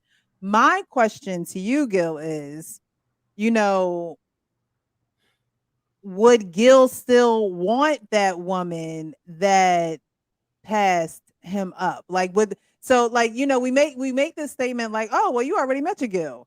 So is time up for the folks that are Is already met, there a or statute of would Gil limitation? be like, No, I absolutely would. It just depends on the person. It depends on gotcha. where we at. So it Mhm. depends on where we at mentally, like where we at emotionally, and all that good stuff. Like it has a lot to it, but it's not. I'm not bitter for it. Like I'm not Mm. gonna hold a grudge on it, because that could be. You never know. That could be a funny conversation later in our years, right? So Right. it's not that I will hold that grudge against that person. It's just, where are we now? Like, Mm. and that happens a lot. There's tons of people that has crossed paths and it just didn't work out, or they didn't even try, or they got rejected, and then a few years later they married happily with kids. And the guy, the husband, telling the story about, my wife, she didn't even want me back then, and Right, right, right. so it happens. So I wouldn't ever hold that against any woman that I've come across with. So it just depends on if we are right for each other at that time, and a lot of it is that it's Yeah, timing. timing. Like I Yeah. said, I in the past, I haven't been where I am now, to where Mhm. I wasn't emotionally mature enough to marry somebody back then. My timing Okay. was off, and so, but the women I was talking to, they were ready, but it wouldn't be right, because it's just I wasn't ready. Gotcha. So, everybody want to know. Everybody want to know. Are you single? Oh my gosh, yes. Let's answer that question. I am, because I get that question way too much. I feel like I need to write that. I need to answer that every on my story, like every week, so people can see it. I am single. Yes, I'm single. I'm So, single.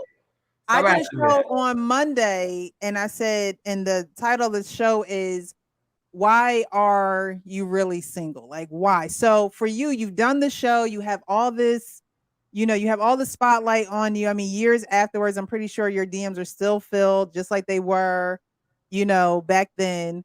But do you think that being single is truly a choice, or do you think that sometimes it's timing, like we talked about? But why do you think that you're single right now? I feel like it's a little bit of both. Mm-hmm. I hate when people answer it like that. But so for me, it's a little tougher now because Mm-hmm. it's not because of so many choices. It's like, it's not about the quantity, it's the quality, right? So I don't know who's very genuine or not. Mm-hmm. But that's one part of it. I'm Right. also not attracted to every girl in my DMs, right? Right. Let's be real. Like I'm not a shallow person at all, but I Mhm. need to have some attraction to the person I'm gonna be dating. I don't Right. care who you are, you gotta be attracted somehow. So I'm not attracted to every girl that's in my DM, but I'm also can't have 100 conversations to get I to know, know right? you. Isn't I mean, that tiring? that's oh my gosh, so like I'll start a conversation with somebody, maybe, we whatever, we like each other or whatever, and I'm like, okay, whatever, we'll start talking. And then I'm just like, you know what? I don't feel like doing this. It's just exhausting, and Right. exhausting for people, for everyday people that don't get a lot of DMs. So Right. imagine me having the same conversation, even if I'm not having the same conversations, because I'm pretty good at not having the same conversations with people. Mhm, But mhm. there's certain things that's gonna come up that's the same. But I'm pretty good at trying to But keep. you're not one of them copy and paste people, because when I heard No, people when I heard people was copy and pasting the same messages from people, I said, "Now that's just straight up lazy." Okay, no. I'm not one of those. I like to come up with certain topic originality. conversations to get to know the person. Now, Right. there's certain things that I do ask everybody, but that's like basic stuff, right? Right. But it's just, I mean, everybody, come on. Girls, women know this. Women get DMs. If y'all post a story, y'all get DMs left and right. Y'all don't talk to everybody that's on y'all DMs. So No. it's exhausting to talk to a lot of people and try to get to know somebody. And like I said, I don't know who's genuine or not. Right. Right. So Yeah. it's not that I That's want the biggest to be thing. with somebody. I do want um a girlfriend, a fiance, a wife, right? But it's timing. It's like I gotta wait and see. I'm talking here, I'm talking there, but it just ain't working out. It is what it is. A lot of it has to do with I've never been a long distance type of person, right? But I'm Mhm, giving it a try because I'm like, mhm. maybe a girl that's meant for me, or maybe the person I'm meant to be with is not in Houston. It's not in Mhm. Texas, right? I So, always said I'm not a long distance but person. that's an uphill battle because that's tough for me. I need to be Yeah. around my person. I need to be able to take her lunch. I need to be Mhm. able to, like do things that I like to do, and just long distance. Even though I got flight benefits because I got a little part time at the airport, right? But Okay.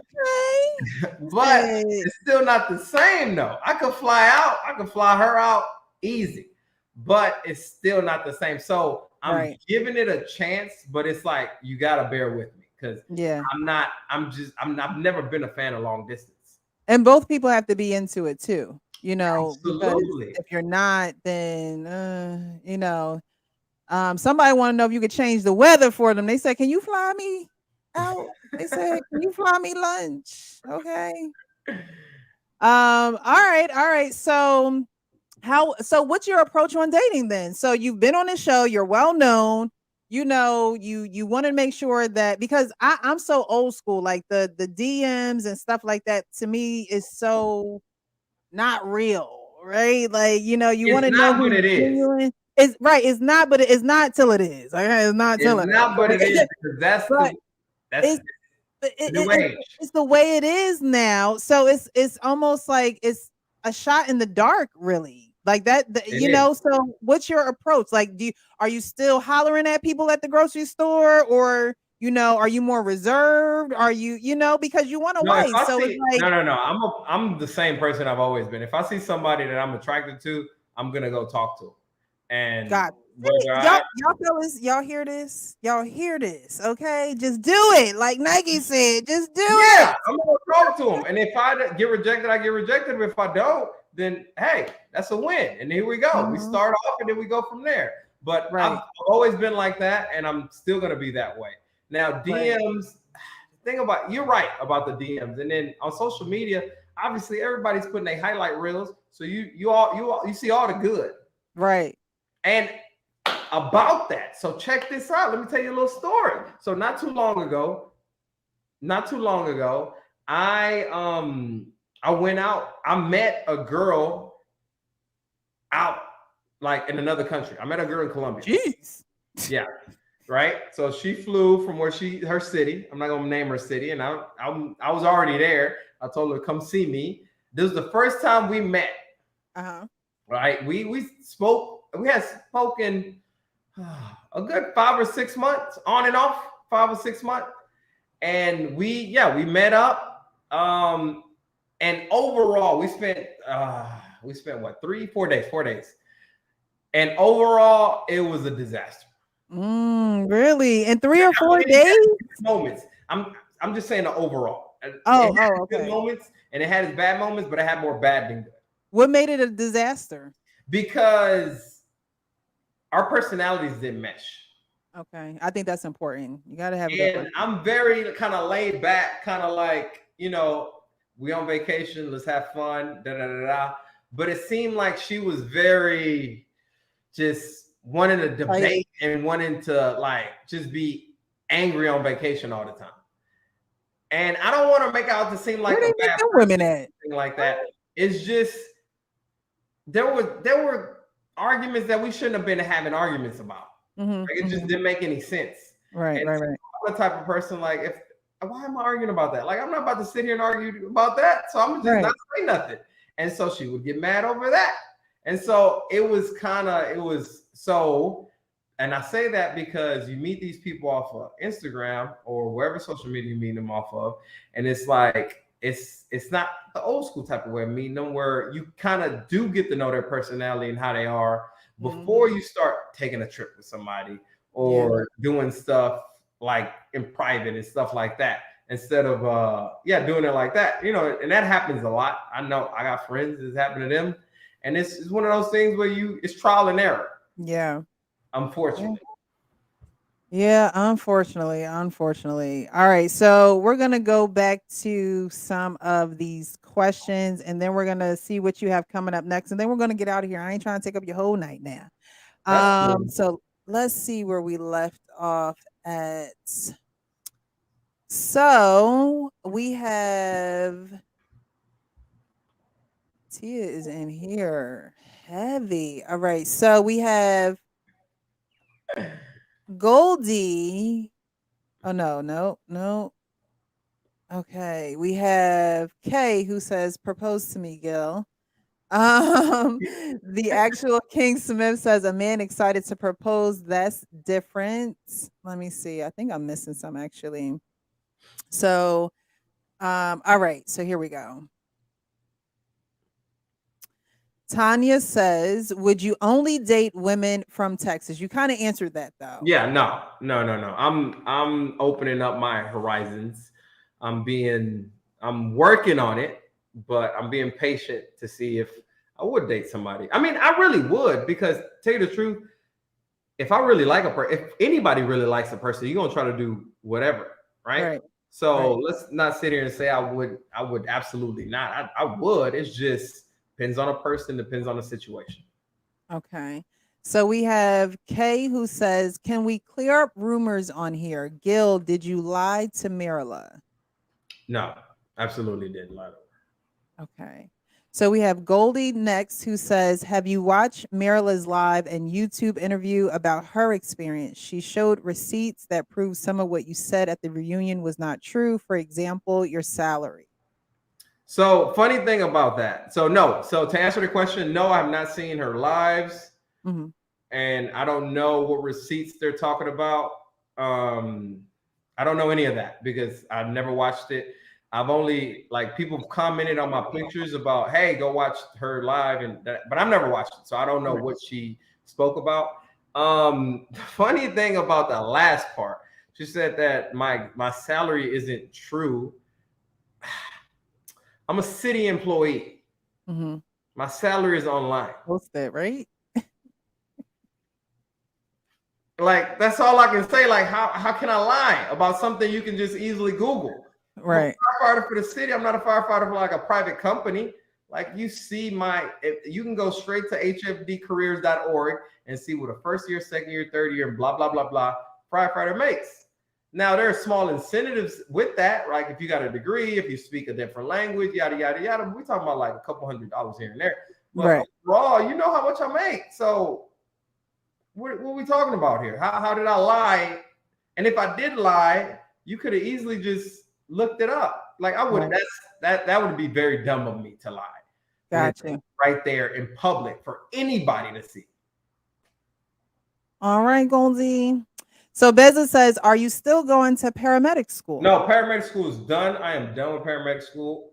I am not a paramedic for the city of Houston because there's other things to go with that. But I did finish school. I did finish paramedic school. I'm just not a paramedic with Houston.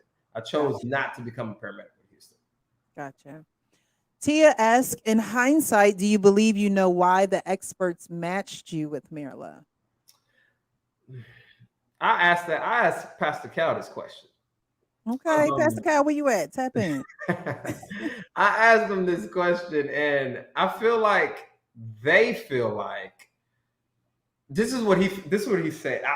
Don't quote me because this is a while ago, but it was like he was saying that yes, there's certain things that we don't have in common, but the things that we don't have in common, like one person's weakness is another person's strength, and so they felt like we would complement each other when it comes down to that. I see where they're coming from with that. But the thing about that, you got to have, in any situation, you got to have two people that's willing to do that. Yeah. And there's a lot of, let's not lie, there's a lot of selfish people in this world. Yeah. It's a lot of people that's just, they are who they are, and that's it. And it's like, you got to, if you coming into my life, then you got to adapt to me. I'm not adapting to you. And it shouldn't be like that. It should be both of them adapting to each other. Right. You got two worlds coming to create one. Yeah. There's gonna be some little conflict here and there, but you know, we work with it. And so when you have one person that's like, I ain't doing that, then it ain't gonna work. So I see the logic, but it's not gonna work for everyone. It's one-sided, right? Okay. So Kay wants to know, who was your best guy friend on the show? No. No, on the show, none of them was my best guy friend. Like right now, the only guy I still speak to is Ryan. But on the show, nobody was a friend of mine. Like, and I get this question, something like this. They're like, do you still speak to people from the show? No. It's like, I tell them, do you speak to every coworker you work with? I know that's right. I went on that show to get married. I was worried about my wife. I'm not worried about making friends. I got enough friends. Like, it's nothing against them because I don't know them, right? I'm not saying nothing. Right. You were friendly, but you weren't their friend. Yeah, I was cordial. You know, we was cool or whatnot. But I wasn't there to make friends. Like, I was there for my wife. So it's nothing against them. But no, I don't want to be your friends after this. Now, like I said, I still talk to Ryan to this day, here and there. Ryan's cool. He watched my dog a couple months. I mean, yeah, when I went to Brazil, he watched my dog. So he dog sit. That's my guy. But I'm not out here kicking it with none of them. The person I've gone out with, honestly, is Ryan. Other than that, I don't know anything about any of them. I wish them keep it moving. But yeah, I don't. Yeah, I tell people, do you speak to every coworker you work with? Nope. Exactly. All righty. Beza wants to know, I really wish you'd counsel men regarding relationships, especially the younger generation. And to that comment, I actually had a question, like, what would you tell a man going through heartbreak? You know, because you went through it. You went through it. I got some stuff for that. I'm gonna let you finish. You went through it. You went through it with dignity. You know, you was shedding tears on the reunion. Like, people were like rooting. We were rooting for you. We all were rooting for you. So what would you tell the man that struggles or is struggling or has struggled with heartbreak that hasn't really pushed through the other side of that? Okay, so one thing I want to talk about just quickly, me crying on the show when at the reunion. So that goes back to me not caring that the cameras are around. Right. Because if I would have been thinking about the cameras, I don't think I would have teared up, right? But I didn't give a shit. Like, I didn't care about the cameras. Like, this is my life. Who cares what the heck people are gonna say and think? So I just just was me the entire. And so that's how I went about the entire day about cameras in my face. I just didn't care. It's Mhm. either, like I say, either you hate it or you love it, and we keep it pushing. So I've had this question asked a lot, and then I've had men the in my DMs. The DMs that I hold very high are those DMs. Like I will have men in my DMs saying, people that have been married for years will be like, "Man, thank you. You made my marriage much stronger. You showed me."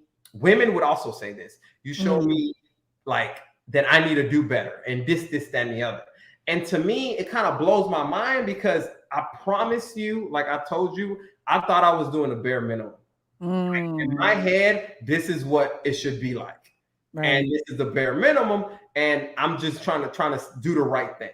Mhm. So when people ask me I should counsel men and all this other stuff, it's like my longest relationship was 2 years. Like, what the heck do I know about any of this stuff?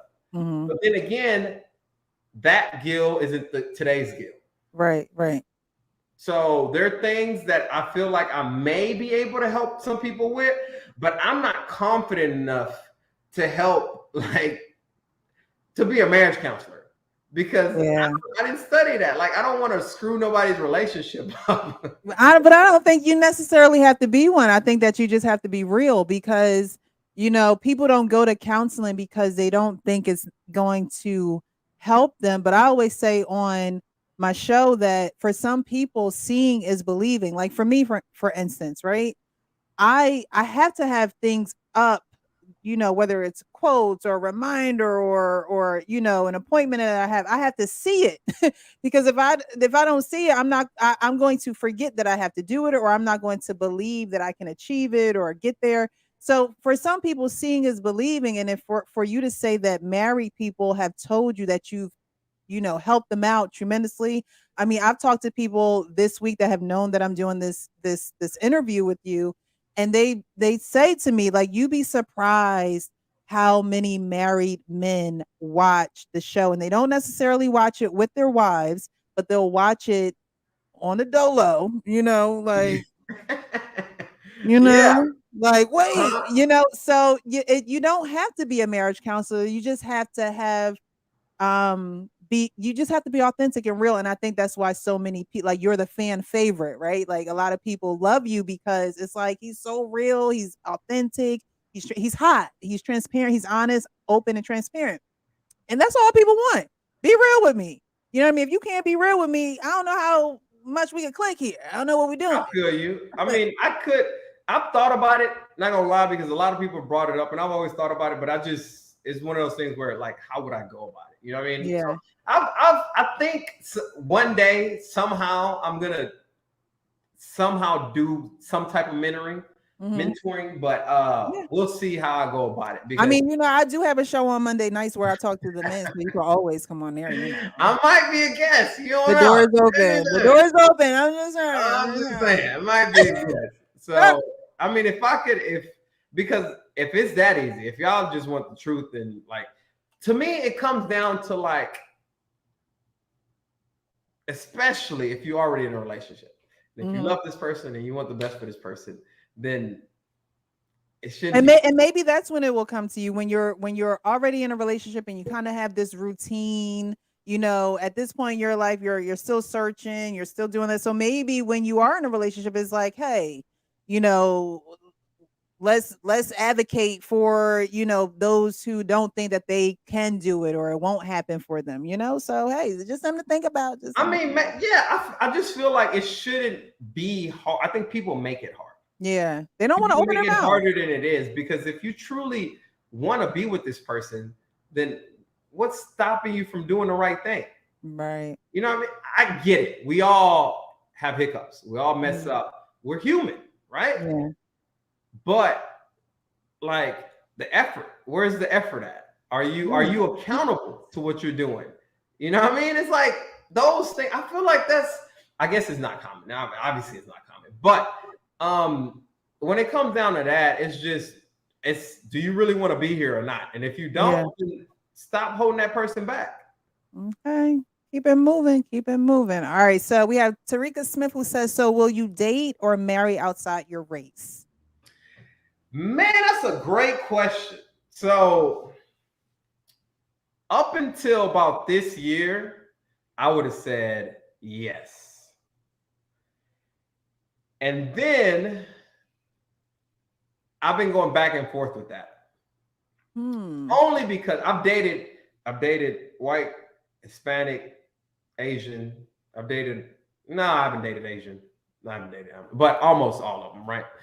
And the only reason I've gone back and forth with that is because, like, in the state that we're in America, I read, so it's somewhere around here, Pastor Cal's book, right? It's a great book, Marriage Ain't for Punks. And also Dr. Viviana's book. And they have scenarios in their book, right? And it's real clients, but they give them different names. And one of the scenarios is you have a black husband and a white wife, right? And I'm just using those two races as an example. It could be any race. And he went through something at his job, and he felt like he was being treated that way because he's black. Wife kind of belittled it. No, you don't know. I mean, it's not like that. You're just being kind of like using a race card, yada, yada, yada. But the truth of the matter is that happens all the time. Yeah. And it's like, how can you be with somebody that can't relate to your struggle? Yeah. And that's one of the things I think about. It's like, it's not a definite yes or definite no yet, but it's one of those things. And if I'm gonna have a kid with this person, and if they're not black, or Afro-Latino, like I am, we're gonna have a mixed child, and they're gonna go through some stuff, and they might run into some discrimination and stuff. And it's like, you can empathize with it, but you haven't been through it. I've been discriminated. They discriminated against me before. I've grown up where I've had issues with cops and stuff. Not a lot, not like right, but it's happened. I ran into my issues, and so it's like, can I be with somebody that can really empathize with that and really understand that, and not just be like, oh, it's gonna be okay. Like, no, I don't want to hear that.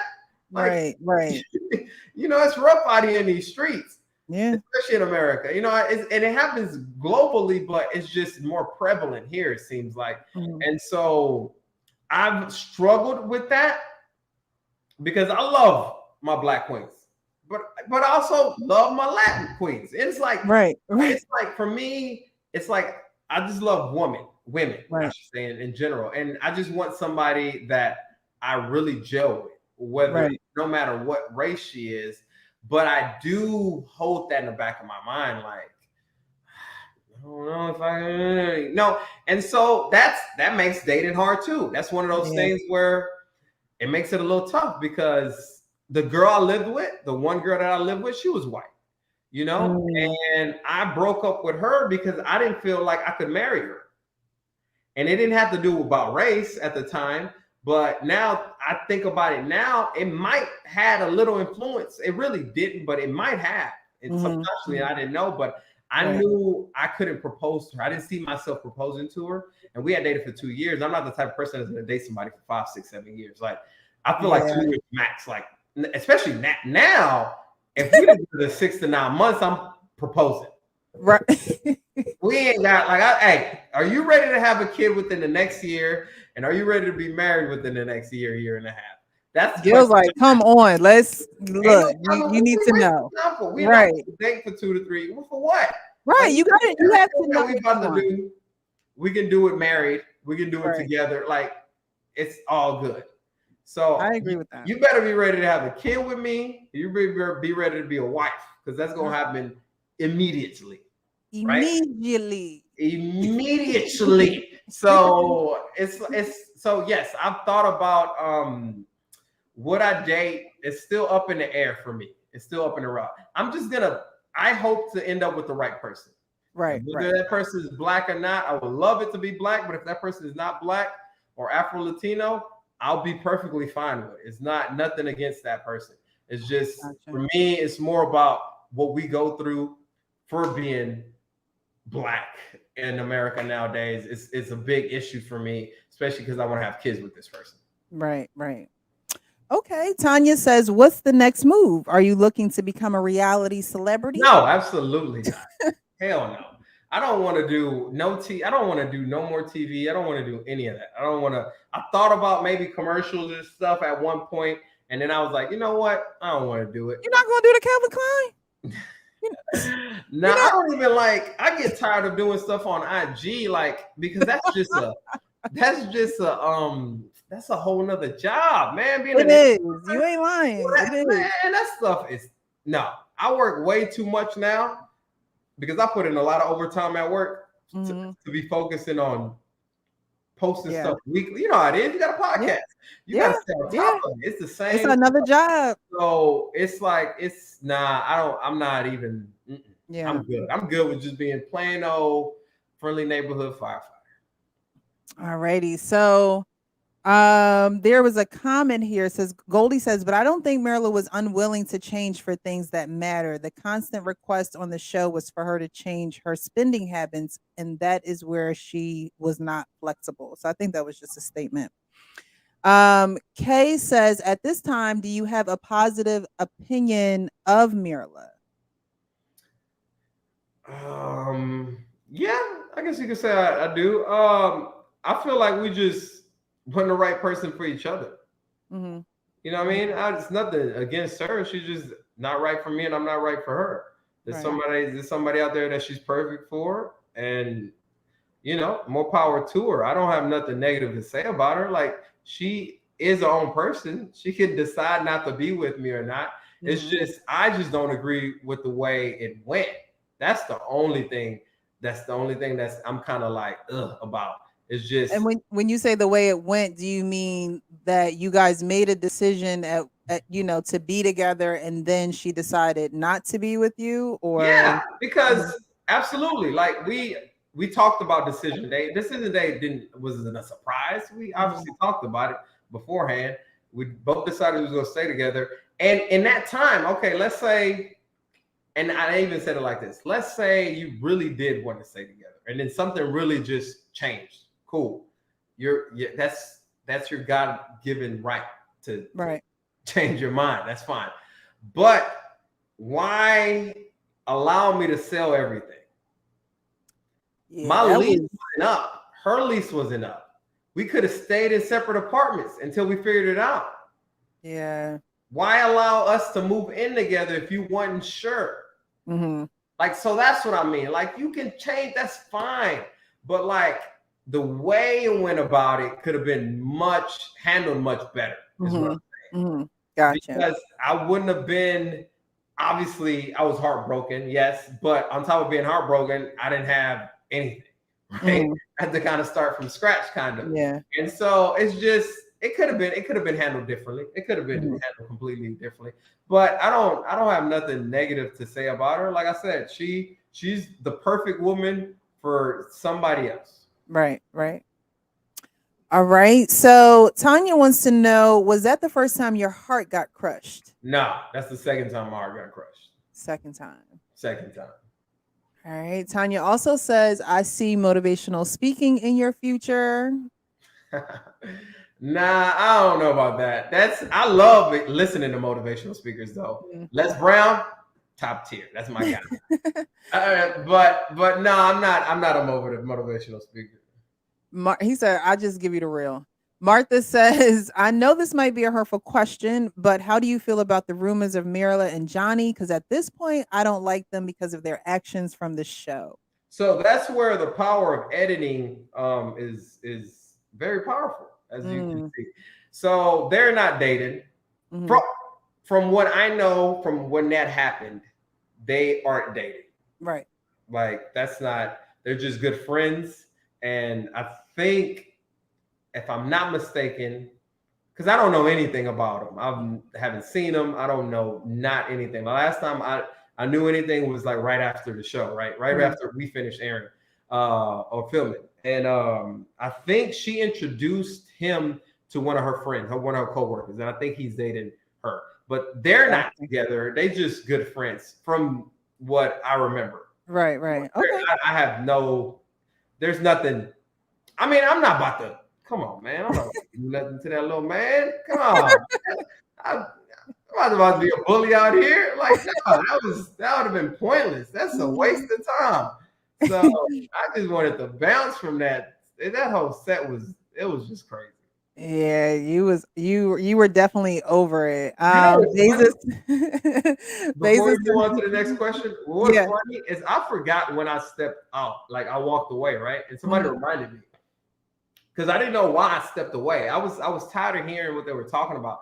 But the question that Kevin asked was the one where I was like, all right, I'm out this damn thing. He said, if y'all could do it over, who would y'all swap husband and wives with? That's why I Mm. was like, oh, this shit's a shit show. This is a clown show. And I just got up. It's like, I ain't doing this. And so Right.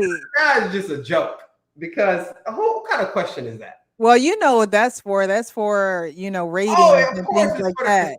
But I didn't want to, and I wasn't mad at Kevin for asking that Right, question right. because that's just his job, right? I'm not mad at him at all. It's just I'm not about to sit here and watch these people entertain that question Exactly.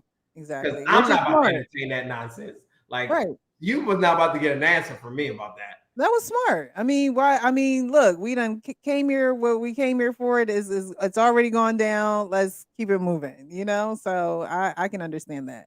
Mm-hmm. Martha says, I'm no, oh no, we went to that one. Beza says, Gil, do you ever ghost girls? Please explain to me why guys got hot one week and cold case the next week.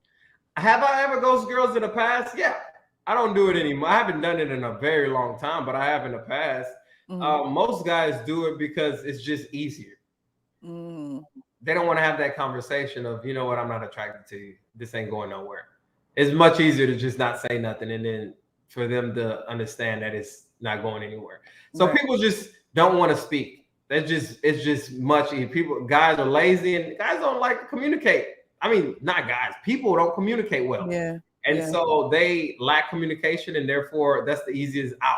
So I've done it before and I say that from experience because I didn't want to talk about it. I'm like, You in your hot man era. You in the honest, open, and no. transparent.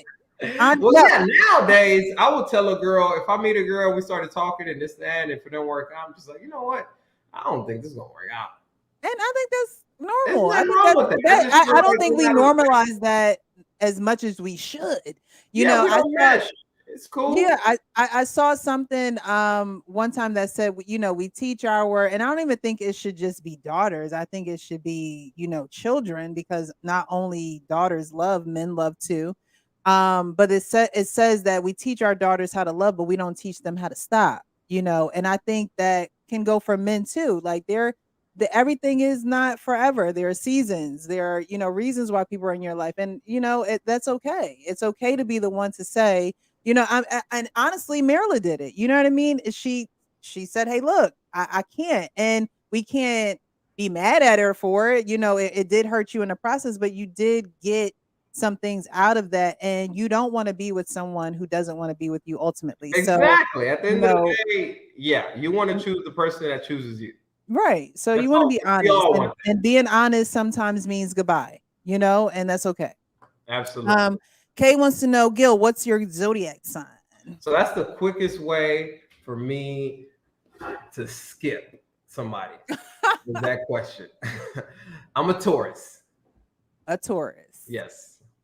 But everything ain't about the zodiac. Nah, absolutely not. Kay says, I want Gil on Dancing with the Stars. Now that would be interesting, Gil. I would love that. That'd be That dope. that would be different. That would be a whole nother, dimension. Yeah, I would We definitely do know you something got like the that. hips, the Latino hip. We know, Yeah. Oh, I love dancing. I would Oh, love to do that. okay. So, So you so okay. gonna have to. Back to that question. I'm Would gonna I do refer another you. reality TV? What'd you What say? was that? I said I'm gonna refer you, but what did you say? So back to that question, would I do another reality TV? I guess I lied because I would, as long as it doesn't have to do with like relationships and stuff. So I would Relationship do stuff. like, I would love to do Dance with the Stars. I would do like Amazing Race. Things Okay, like that's like the physical, adventure and like. it's a race around the world, basically. Oh, oh, Yeah. okay. It's like yeah, it's basic. That's exactly what it is. It's a race around the world, and you got to do certain either answer some trivia questions or do some type of athletic something to get to a next checkpoint. And it's happening on every continent of the world and whatever. So I would do that, like anything like that. Ninja Warrior, I probably suck at that, but I would do stuff like that. You know what I mean? Fun stuff like that. I would do. Yeah, because it would seem more of your personality, even with firefighting and it would get your adrenaline running and you wouldn't really, Absolutely, you just show up. You absolutely. show up. Yes. Someone said I'd watch the show. But yeah, Dancing with the Stars would definitely be come on, I know you know some people on the inside. I mean, I probably do, but I'm not a I know y'all star. watching out there. I'm a Z-list celebrity. I need to be like A through D. A through D. All right. Well, we y'all. I don't know how we nominate people or refer people for Dancing with the Stars, but I think that would be that was a good call out. That was a good call out. Dating and Marriage. I see you in the building. Good evening. Good evening. Let's see. She said, I hope they paid you right. Now, what does that look like? I guess you do get paid to be on the show, right? Because you're not working or whatever. Stipend. You get a stipend. I'm not gonna say how much it is, but it's a good amount. Yeah, you don't have to say that, but it's a good amount. It's a decent amount. Like I mean, yeah, it's a decent amount. Like for sure, you get a stipend and everything that's on the show is paid for. Like whatever you see, anytime we eat, they pay for it. Like the wedding, they pay for it. So if it makes it to the TV, they pay for it. Got you. Now, how long have you been a firefighter? 6.5 years. 6.5 years. Got you. All right. Well, you still want marriage. You haven't taken yourself out of, that mindset, which is a good thing. We know the DM's still full, y'all. I know after the show, y'all gonna be like, yeah, I saw you. Marry me. So we know, you still good on that end. And it's good to know that you're still in good graces and that, you still have a positive outlook on marriage because we just don't see this. I'm an advocate for men. I'm an advocate for the family. I'm an advocate for marriage. And we just don't see that. We do talk about that a lot on my show. And we just don't see a lot of it. We don't see people really wanting to be married. And you want to propose. You want to be married. You want to fight for it, even though you didn't even have the best example. I think that's something that you should definitely be applauded for as well, because a lot of people, not having the best examples, they don't go down the best paths, and so it just destroys the community. So I really appreciate you for being on my channel. This has been great. I'm sure everyone in the chat has enjoyed you. Definitely let people know where they can find you, because we know, the show's on Netflix, but where can people go to see Gil? Thank you for having me. This has been very fun. It's been a while since I talked about this, but I felt like I had to do it because I do have a lot of new followers, a lot of people that just are now watching it on Netflix. So yes, I felt like it was my obligation to give them a little more insight. So that's cool. I appreciate you for having me on the show. Outside of Netflix that is showing it, I don't really, I have Instagram is where I move mostly. So it's at Gilmeezy, Gilmeezy. I have a Twitter, but I don't really use Twitter like that. I'm just get news on Twitter. That's about it. Right. So that's pretty much it. I'll have a TikTok too, but like I said, when I just got the TikTok, I was very enthusiastic about making TikToks, and that slowly kind of creeped away. So now I just scroll. Like I hear you. Yeah, there's some stuff down there when I was excited to do it, but mainly, like I said, I move the most on IG. Instagram is where you find me the most for sure. Okay. All right, Beza, I appreciate you saying I'm subscribing at The Real Precious because of Gil. This is my first YouTube live to watch. Well, I appreciate you. Look, that's awesome. It took Gil for you to come on over. Keep coming on over. We're going to have some good shows, and maybe you'll see Gil again. Maybe he'll be here again. Appreciate all your questions too. Yes, really good ones. You and Tia was definitely killing it. Really, really good questions. Thank you, Gil and The Real Precious. Good job. Thank you.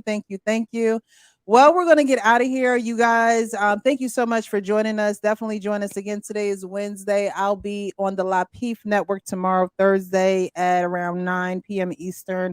Definitely look at my stories and my bulletin board on YouTube. I always post when I'm going live.